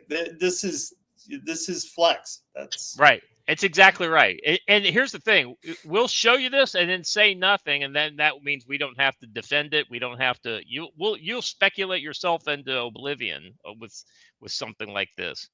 I don't see a tail hook. Yeah, I don't see a tail. Aside from the sheer size of the new aircraft, which we will address in a moment, the most striking thing about the platform is a tailless configuration. By the way, that is not easy to do. There's a reason why most of our fighters have always had tails. It has modified delta wing with the chine lines extending all the way to the nose area, while its central fuselage section, at least the bottom of it, is loosely reminiscent of the J-20. The broad nose cone could even provide space for side-by-side crew seating, although the limited views of the canopy mean we can't be sure whether this is a single-seat or two-seat aircraft. Now, Jim, they said it has 3 engines. Is that right? Is that what I read? Yeah, they're talking about the fact that there's a third engine, and so I'm going to guess that it's needed for onboard power. But yeah, we'll onboard power, yeah, like a laser system or some sort of. Yeah, exactly.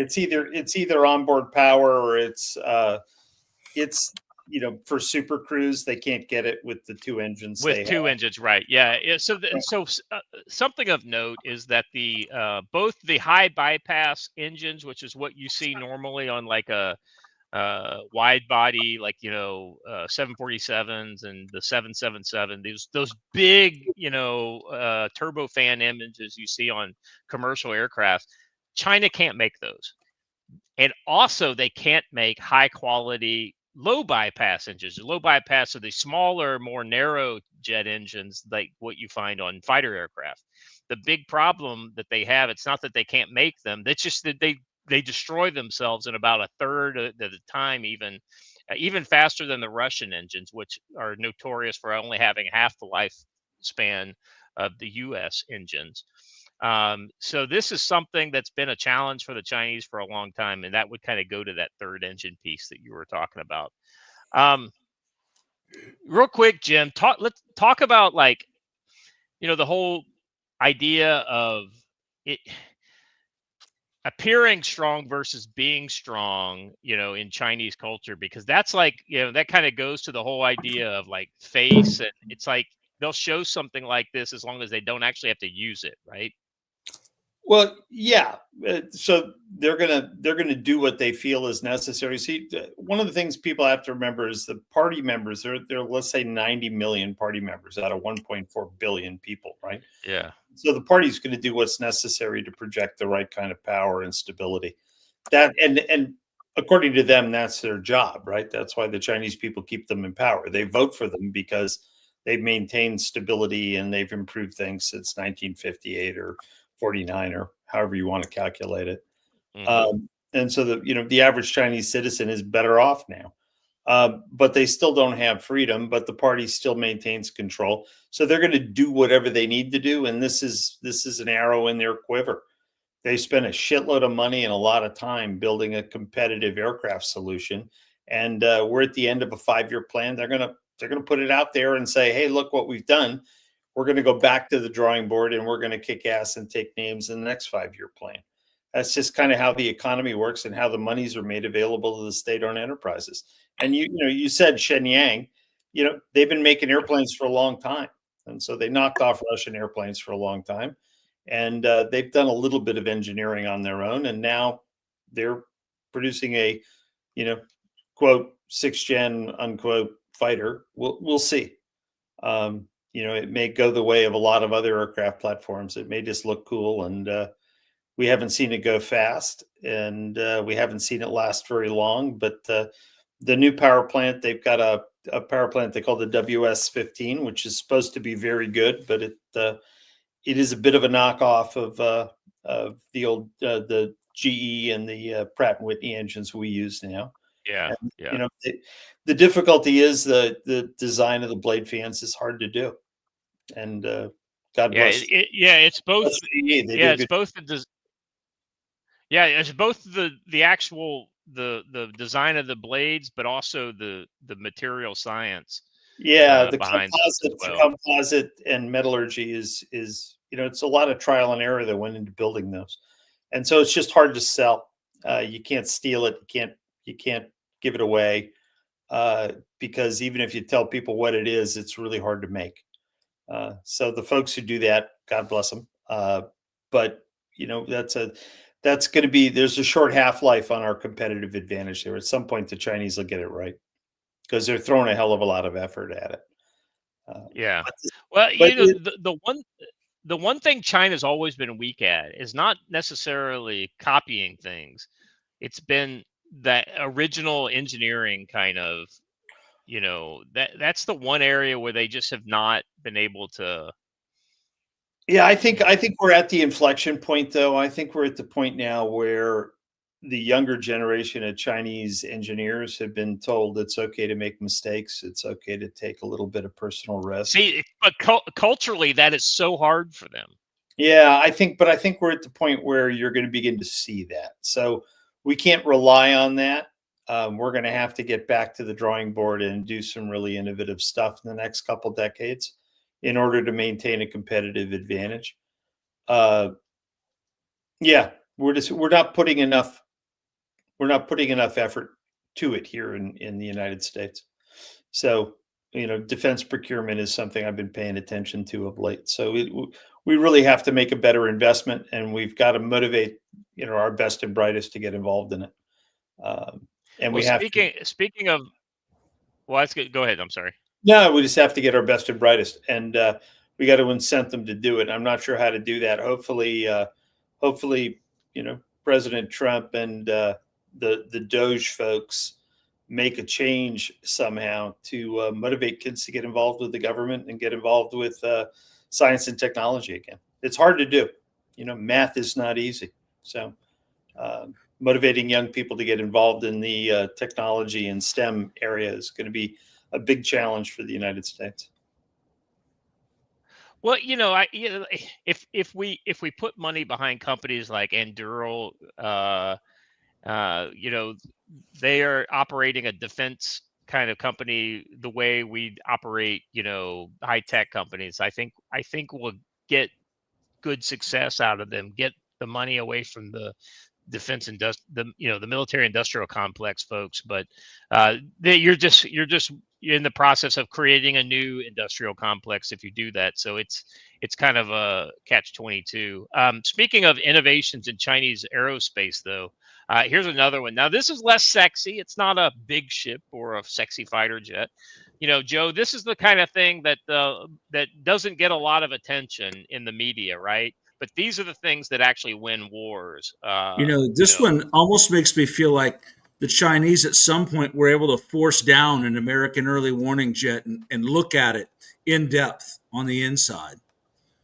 Yeah, right. But that's never happened. China's new domestically developed Y-20 airborne early warning jet spotted. So this is like the the Soviet IL-76 mainstay. This is basically taking a cargo plane similar to like a C-17, and then throwing the kind of AWACS dome radar on it. The interesting thing here is that Western, specifically American companies, have decided to start going away from the space saucer looking array like what we had on the old AWACS. So it's interesting to see that they've maintained that. So I wonder if the tech is good on those.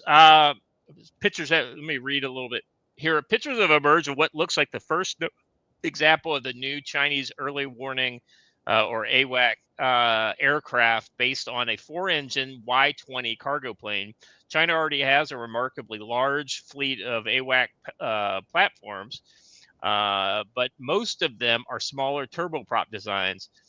A modern large jet-powered type has been based on a locally produced aircraft could succeed or at least augment the smaller number of existing jet-powered KJ-2000s and Russian IL-76s that they're currently operating.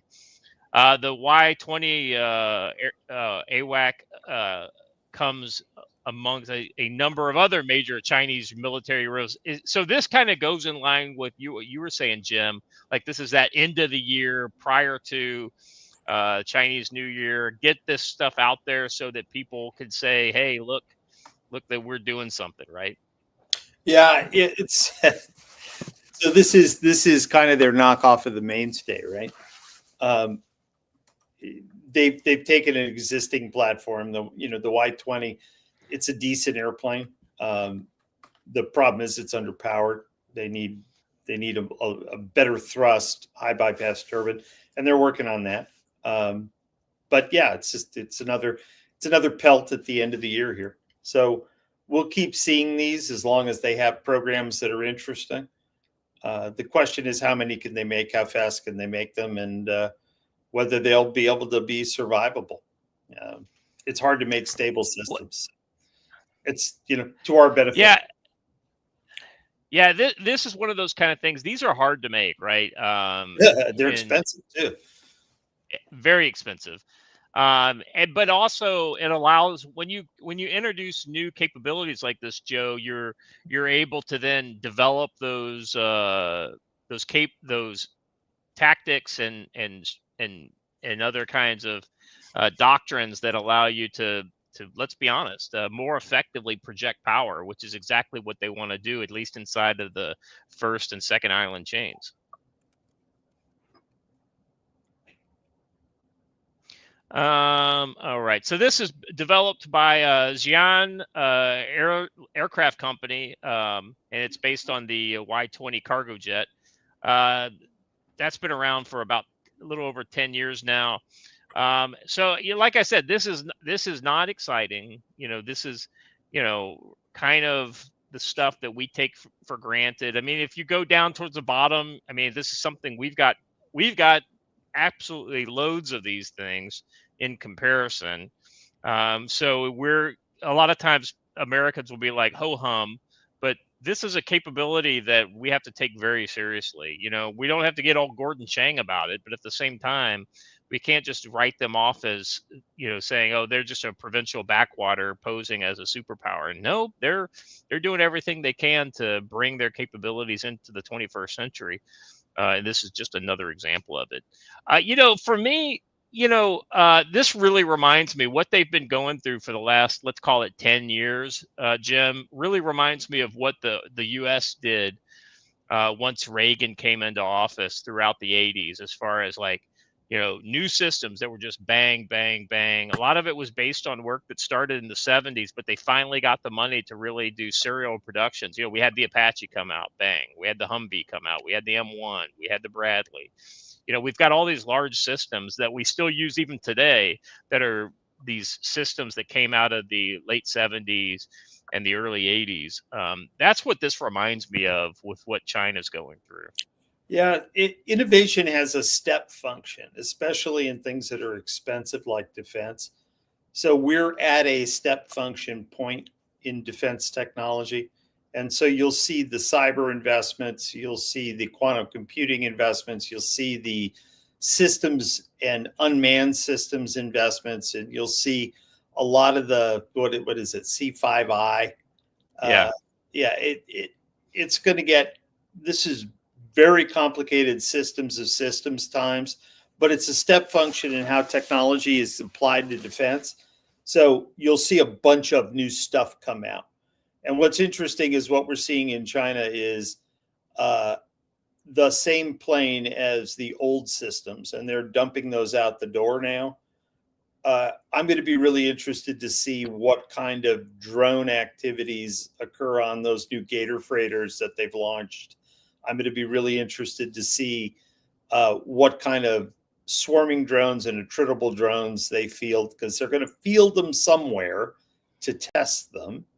So maybe if there's another extended conflict in the Middle East, you'll see that stuff pop up. You might begin to see it pop up in the Russians using it in Ukraine. But the Chinese are going to want to test that stuff. And so there's a lot of tension right now. Yeah. Whether they test it in a place where it can be observed or whether they hold it back. I don't know. But it's going to be interesting to watch that step function. You know, Jim, the thing that I thought that we might see first really starting to show up in Ukraine, but we haven't, it's a lot of their EW gear, you know, their electronic warfare gear. I really kind of thought we would start to see some of that making an appearance in Russian hands in Ukraine. I mean, maybe it is, and we're just not seeing pictures of it because it's behind the lines or whatever. But yeah, I agree. So, I don't think in the so, next, because the Russians are smarter than that. They don't want any of their good EW gear falling into Western hands. So, well, I meant the Chinese EW gear. I think you're beginning to see the Chinese EW stuff, and I get a feeling. I get a feeling this vessel that was picked up off Finland is going to have some interesting electronics on it. Just much more than people want to talk about.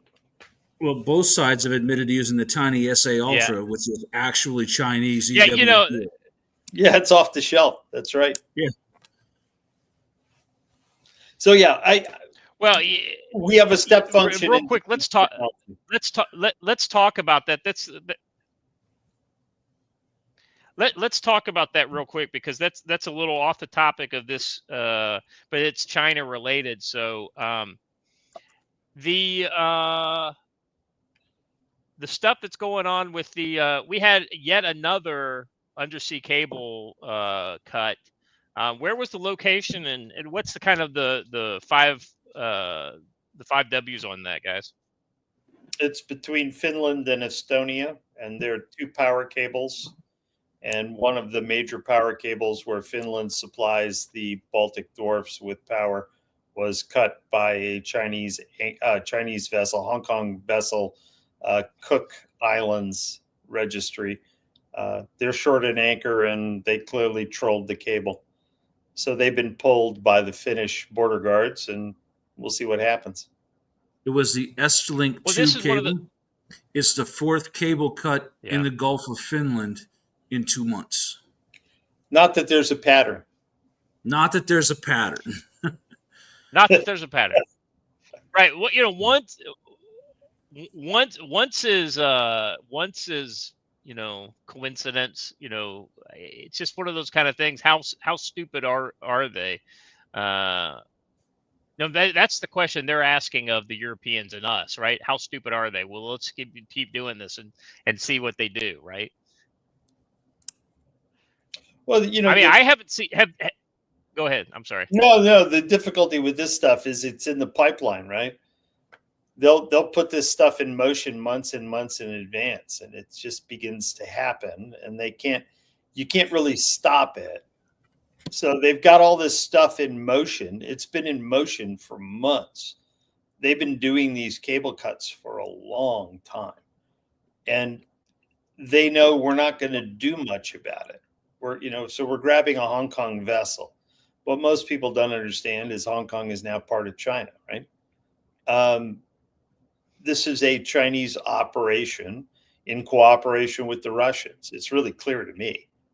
Yeah. So at some point, people will have to face that fact. And it's clear that most of the national interest groups external to the Finns and the Estonians, who are the aggrieved party, are going to try to ignore this for a long time. Because if we take action against a commercial vessel flagged in a Hong Kong base with Cook Island flagging, boy, what does that do? That gives the Chinese the opportunity to seize a vessel somewhere like the Taiwan Straits or in the approaches to Taiwan that may be in violation of their laws. I don't know. You know, you start seizing merchant vessels based on this kind of stuff, it cascades. So let's just hope that national minds continue to lead our vessels and our navies. I'm a little concerned about it, because if we start enforcing our rules, they'll start enforcing their rules. You know, Jim, one of the things that I think is interesting is it's one thing when you just have a run-of-the-mill merchantman who decides to drop his anchor and run his anchor for 10 miles. It's another thing when you have one with a lot of specialized equipment on it, which is apparently what one of these more recent ships has. So that'll be interesting to see how that plays out. It makes me feel like that maybe that one wasn't supposed to have gotten, seized. Yeah, well, I don't think they ever think that that's going to happen, and so the rules have changed. The last couple of weeks, the rules have shifted. The Europeans are going to start grabbing vessels, and then what will happen is the Chinese are going to start grabbing vessels, because we're not pure as the winter snow ourselves. So, there's always interesting stuff going on. All right. Before we get too far on that, I just want to say that the chat, you guys have got to get your mind out of the gutter, chat. All right, you just come on. This is a family show. I've been listening and learning to all not this. Not telling you to stop. I'm just saying, I've been listening to all this. I don't know what you're talking about. I am honestly talking about magazine capacity. I have a. Right here, I know you are, Joe. That's what I'm saying. There is the one with the minds in the gutter. Standard capacity. The other one has 2 more rounds, just a little bit bigger. Fits the hand a little bit better. This chat is out of control. But hey, I got to run. All right. Be good, man. Mike, I appreciate you jumping in, brother. I just want to say you're Merry welcome. Christmas if you remember, and, 2 weeks Happy ago. New Year. 2 weeks ago on the One Morning Show, I sent a super chat that I had initiated negotiations and sexual relations with the intergalactic green drone queen. And as you notice, there have not been any drone attacks. America is safe. The planet has not been invaded. So to everyone in the chat, Mexican Iron Man says, mission accomplished and mission tactical success. That's that's what I like about you, man. The Council on Future Conflict has avoided one conflict before. Lo, this day, Mexican Iron Man sacrificed his body, and the alien invasion off of the Eastern Seaboard has been stopped. Hashtag so the 2 extra rounds, man. What's that? 2 extra rounds. Yeah, you notice they didn't have any. Oh boy! You guys notice they didn't have any of those drones down there at Hilton Head. No, well, I was up in Jersey banging the green alien drone queen from Star Trek. So that keeping America safe. While you guys kept the YouTubes warm. All right, that's it. Thanks for everything you do. Huge fan of everybody here on the channel and everyone in chat. Night. All right. Thanks, we'll brother. See you, man. All right. Hey, by the way, did you were you able to hear me? I think my internet got real slow for a second. Was I roboting or anything? You got Tennessee bug, man. Well, just hold on a second. This cannot stand. I see you, Hunch. We'll get to you in a second. I have to cervix hand. Come on, man. It's not. You don't have to bring the gate guard up. That's not even fair or comparable. I mean, he's just a poor tortilla farmer. Well, Joe, you said it yourself. He's never seen a war he didn't like. Even the ones that we may be more justified in executing, he likes them all, come what may. He'd like to see us smoking the Houthis right now, but hey, Yeah. you have a $10. Hunt's Dirty Roofer for $10 says, look, south of the border with CJNG, that is the what is it?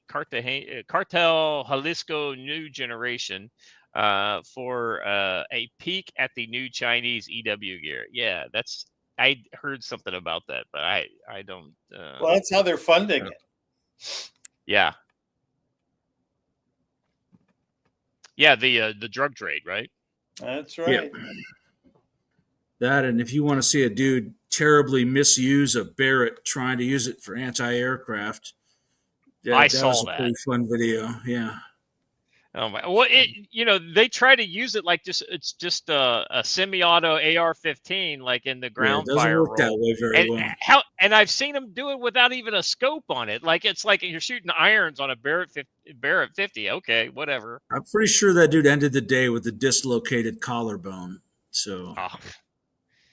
Having shot one of those things, the thing that kind of impacted me the most with how it just sucked all the air out of your nasal cavity. It was the concussion of those things is legit. Yeah, that big of a round moving causes some displacement of air. So yeah. Speaking of wars that we've never shied away from, let's talk about the Middle East here. Mainstream media ignores sectarian killings in liberated Syria. Wow, golly gee, Joe. I mean, shocking that the Al-Qaeda in Syria has decided that they want to kill people who have nothing to do with, the Jews, the Druze, the Christian troops, whoever they find. Yeah. Let's see. If they refuse to accept the tax, right, the jizya. But I pointed out earlier today over on the locals page that despite what the media tells you, HTS still only controls about a quarter of the country. If that, because a lot of the land that they've kind of seized has other equities in it that may or may not like. And you essentially what you could have is the second Syrian civil war.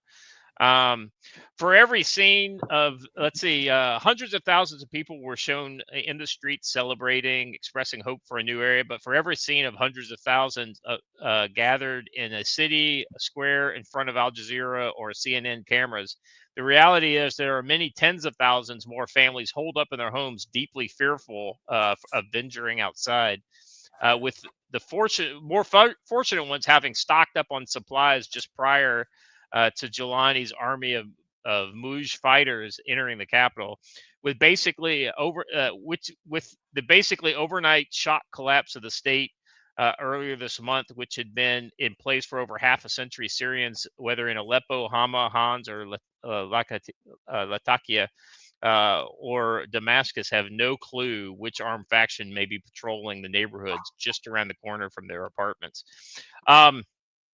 So you already mentioned the Druze. A lot of the Druze down near Israel have been actively seeking protection from Israeli forces in that area, even going so far as to ask to be annexed into Israel. I don't know if that's going to happen, but I understand the impulse from these people based on the neighborhood they live in.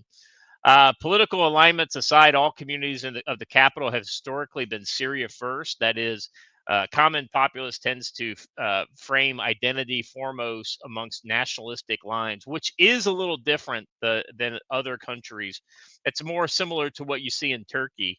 The ideology of conquerors, in their own words, and patches and symbols on their tactical vest are without a doubt Takfirism, Salafism, Wahhabism. And this has been exhaustively documented over many. You remember we were talking a couple of weeks ago about like literally ISIS patches and things like that. Yet now suddenly Western leaders and media lackeys have forgotten all about all the war that ISIS brought to that area. Non-Sunni Muslims are especially being targeted for nothing else other than their religion. There was it was a really famous mosque. It was a Shia mosque that Iran kind of made a big deal about leaving before HTS showed up. That HTS famously took over, and Giuliani actually went there to speak from.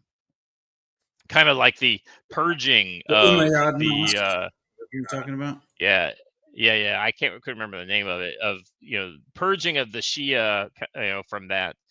Mainstream media cameras in Damascus have been carefully trying to hide or at least downplay the reality. The euphoria of those few praising the revolution and downfall of Assad are ignoring the many more who are bracing for a sectarian bloodbath at the hands of jihadists. And you know what? The Biden administration, which took so much credit for that, and welcoming him and taking Giuliani off the what is it? It was a $10 million bounty, $12 million bounty, or something on his head, and taking them off of the terrorist-sponsored watch list. The fear of being targeted for ethno-religious genocide is perhaps the strongest amongst Christians, Alawites, and the Druze. I mean, so specifically because they are non-Muslims.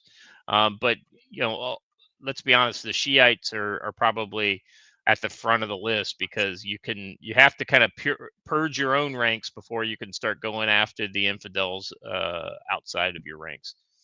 Dread and anxiety of what tomorrow will bring, also a reality amongst some of the business-oriented Sunnis in Aleppo and Damascus. Major urban centers in Syria had always had a definite secular, pluralistic public vibe, with liquor stores, nightclubs, a common sights in central areas, and women in the Islamic veil a little bit more a rarity. Some liquor stores, especially in Aleppo and the north, have already been smashed and destroyed. Now, for the first time in Syria's modern history, women who dared to venture out of the city center of Damascus are being asked their sectarian affiliation. Are you Sunni, Shia, Christian, Druze, or are they being told to put on the Islamic veil by bearded militants from outside cities?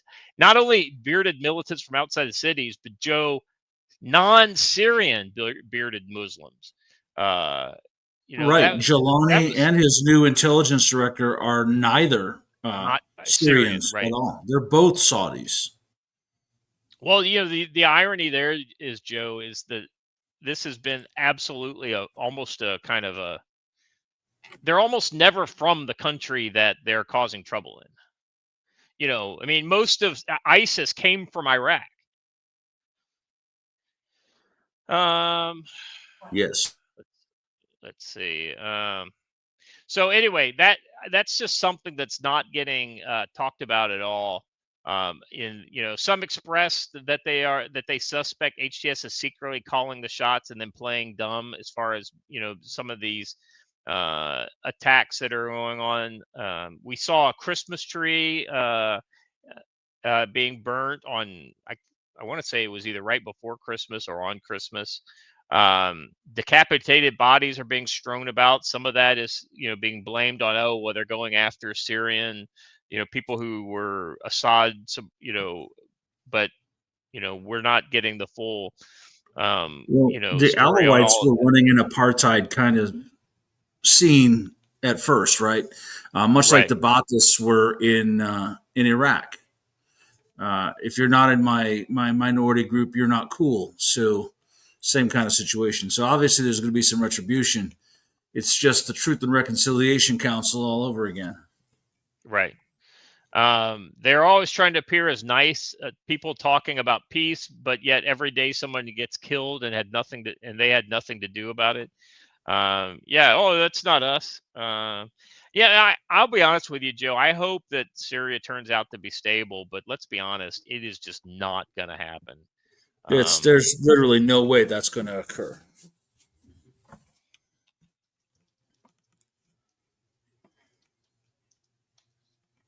All right.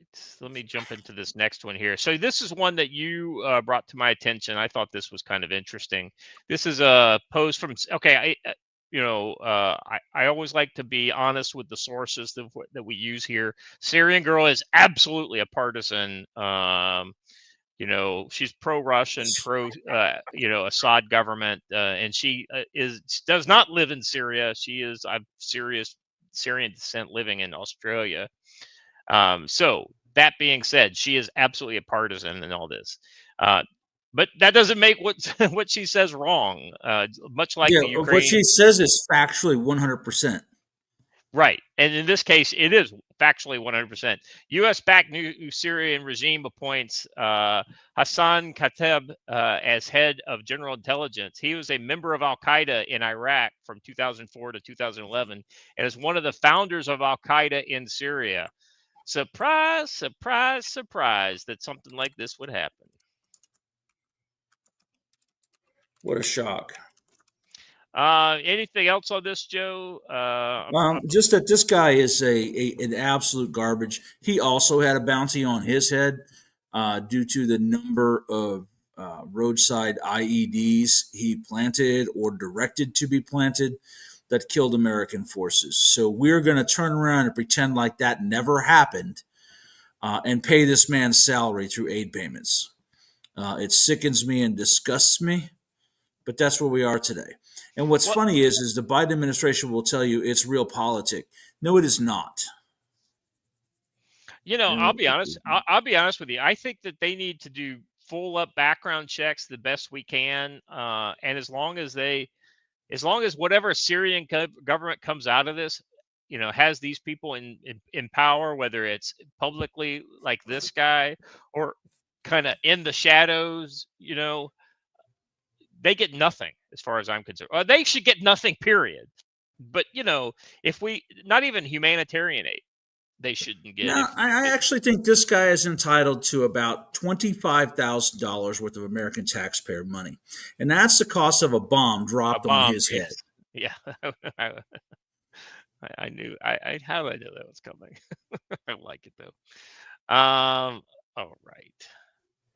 Let's move on. Another part of the Middle East is getting a little bit of American love. Speaking of expensive munitions being used in other parts of the Middle East, the U.S. anti-missile THAAD system in Israel used to intercept projectile from Yemen. So Yemen has decided they are essentially at full-on war with Israel.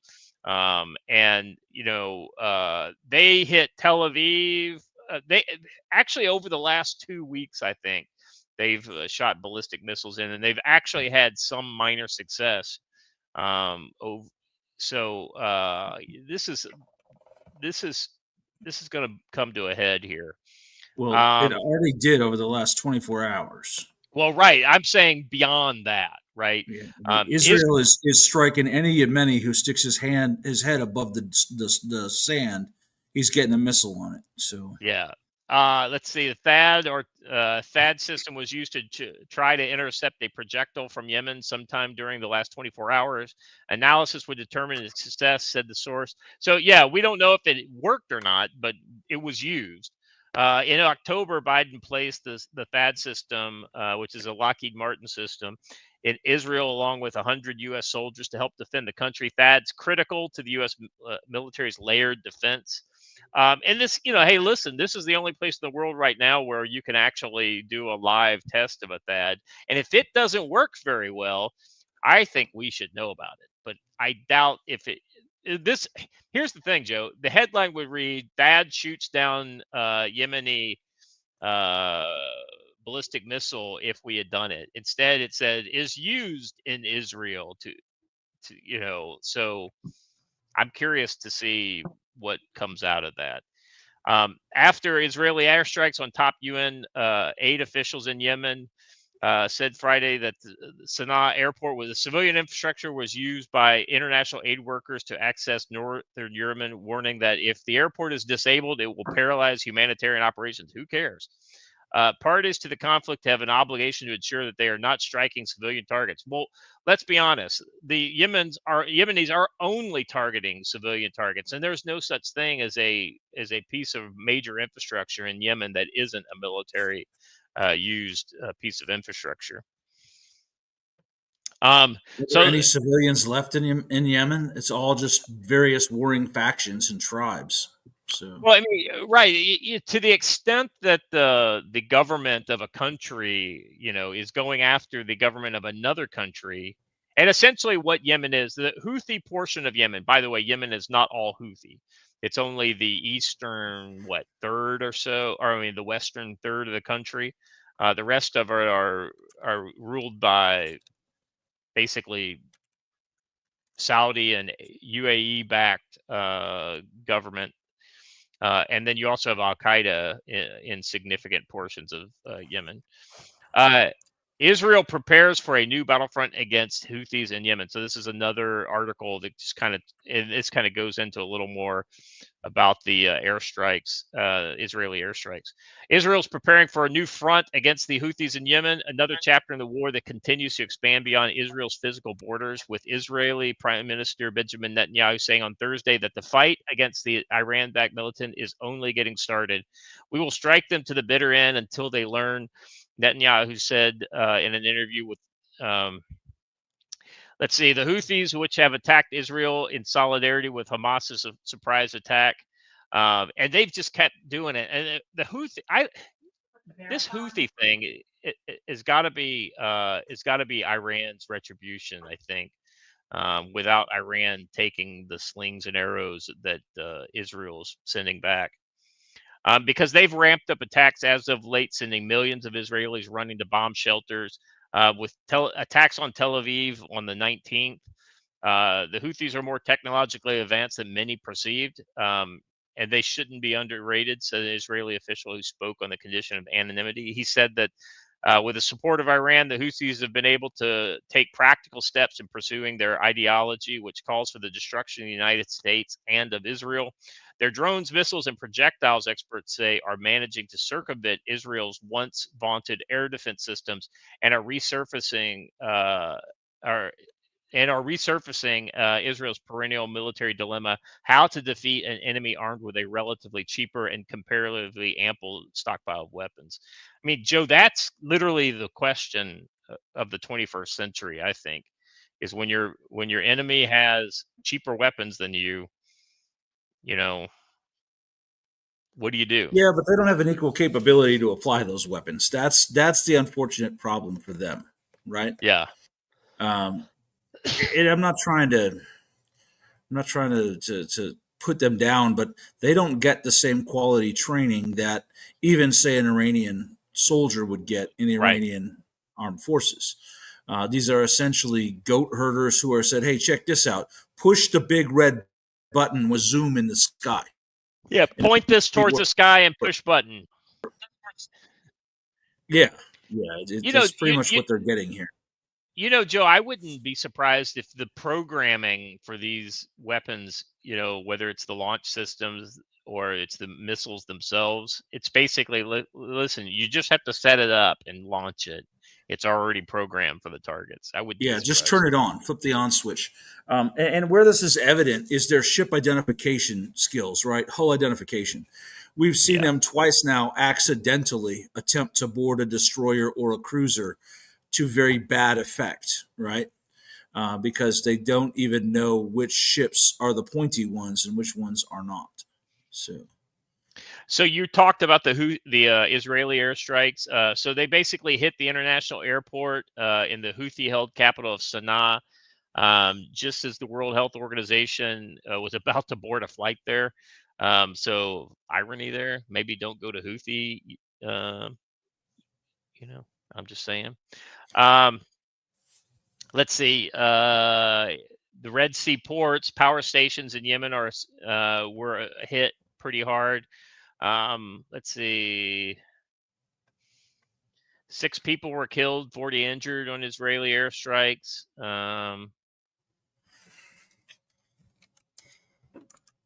So I mean, Israel, yeah, you mentioned that they're getting hit really hard. I mean, Israel's really going after. It's almost like they're doing what we should have done back when 2 years ago, when we started that operation, when they decided to shut down the Yeah, they're doing what Prosperity Guardian should have been, right? right. I get it. They wanted to limit it and say, hey, we're only taking out the sea-based launchers. But in order to actually make a government policy hold, like change the attitude of the Yemeni Houthi rebels, you have to strike their command structure and put fear in them. And churning up sand along the beach is not the way to do it. Yep, exactly right. You got to go after infrastructure. You got to go after, key leaders, and you got to go after command and control. And killing some kid who was drafted at gunpoint from his tribal home is not accomplishing your long-term goal.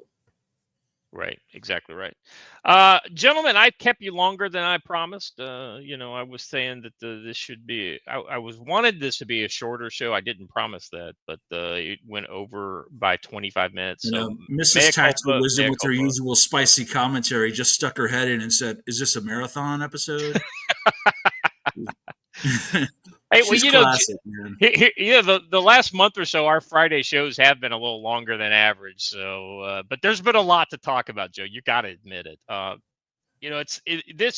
world never stops giving us content for this show. I wish that we got to a day where, gosh, we don't have anything to talk about on Future Conflict. Well, see you on Wednesday, or see you next week. Well, there's the world's so quiet. We're going to one show a week now. I mean, I would love to be able to say that, but that is not the case. Real quick, Joe, before we go, before you kind of prognosticate into the future, any other big stories or just headlines that have popped up in the last couple of days that we didn't mention?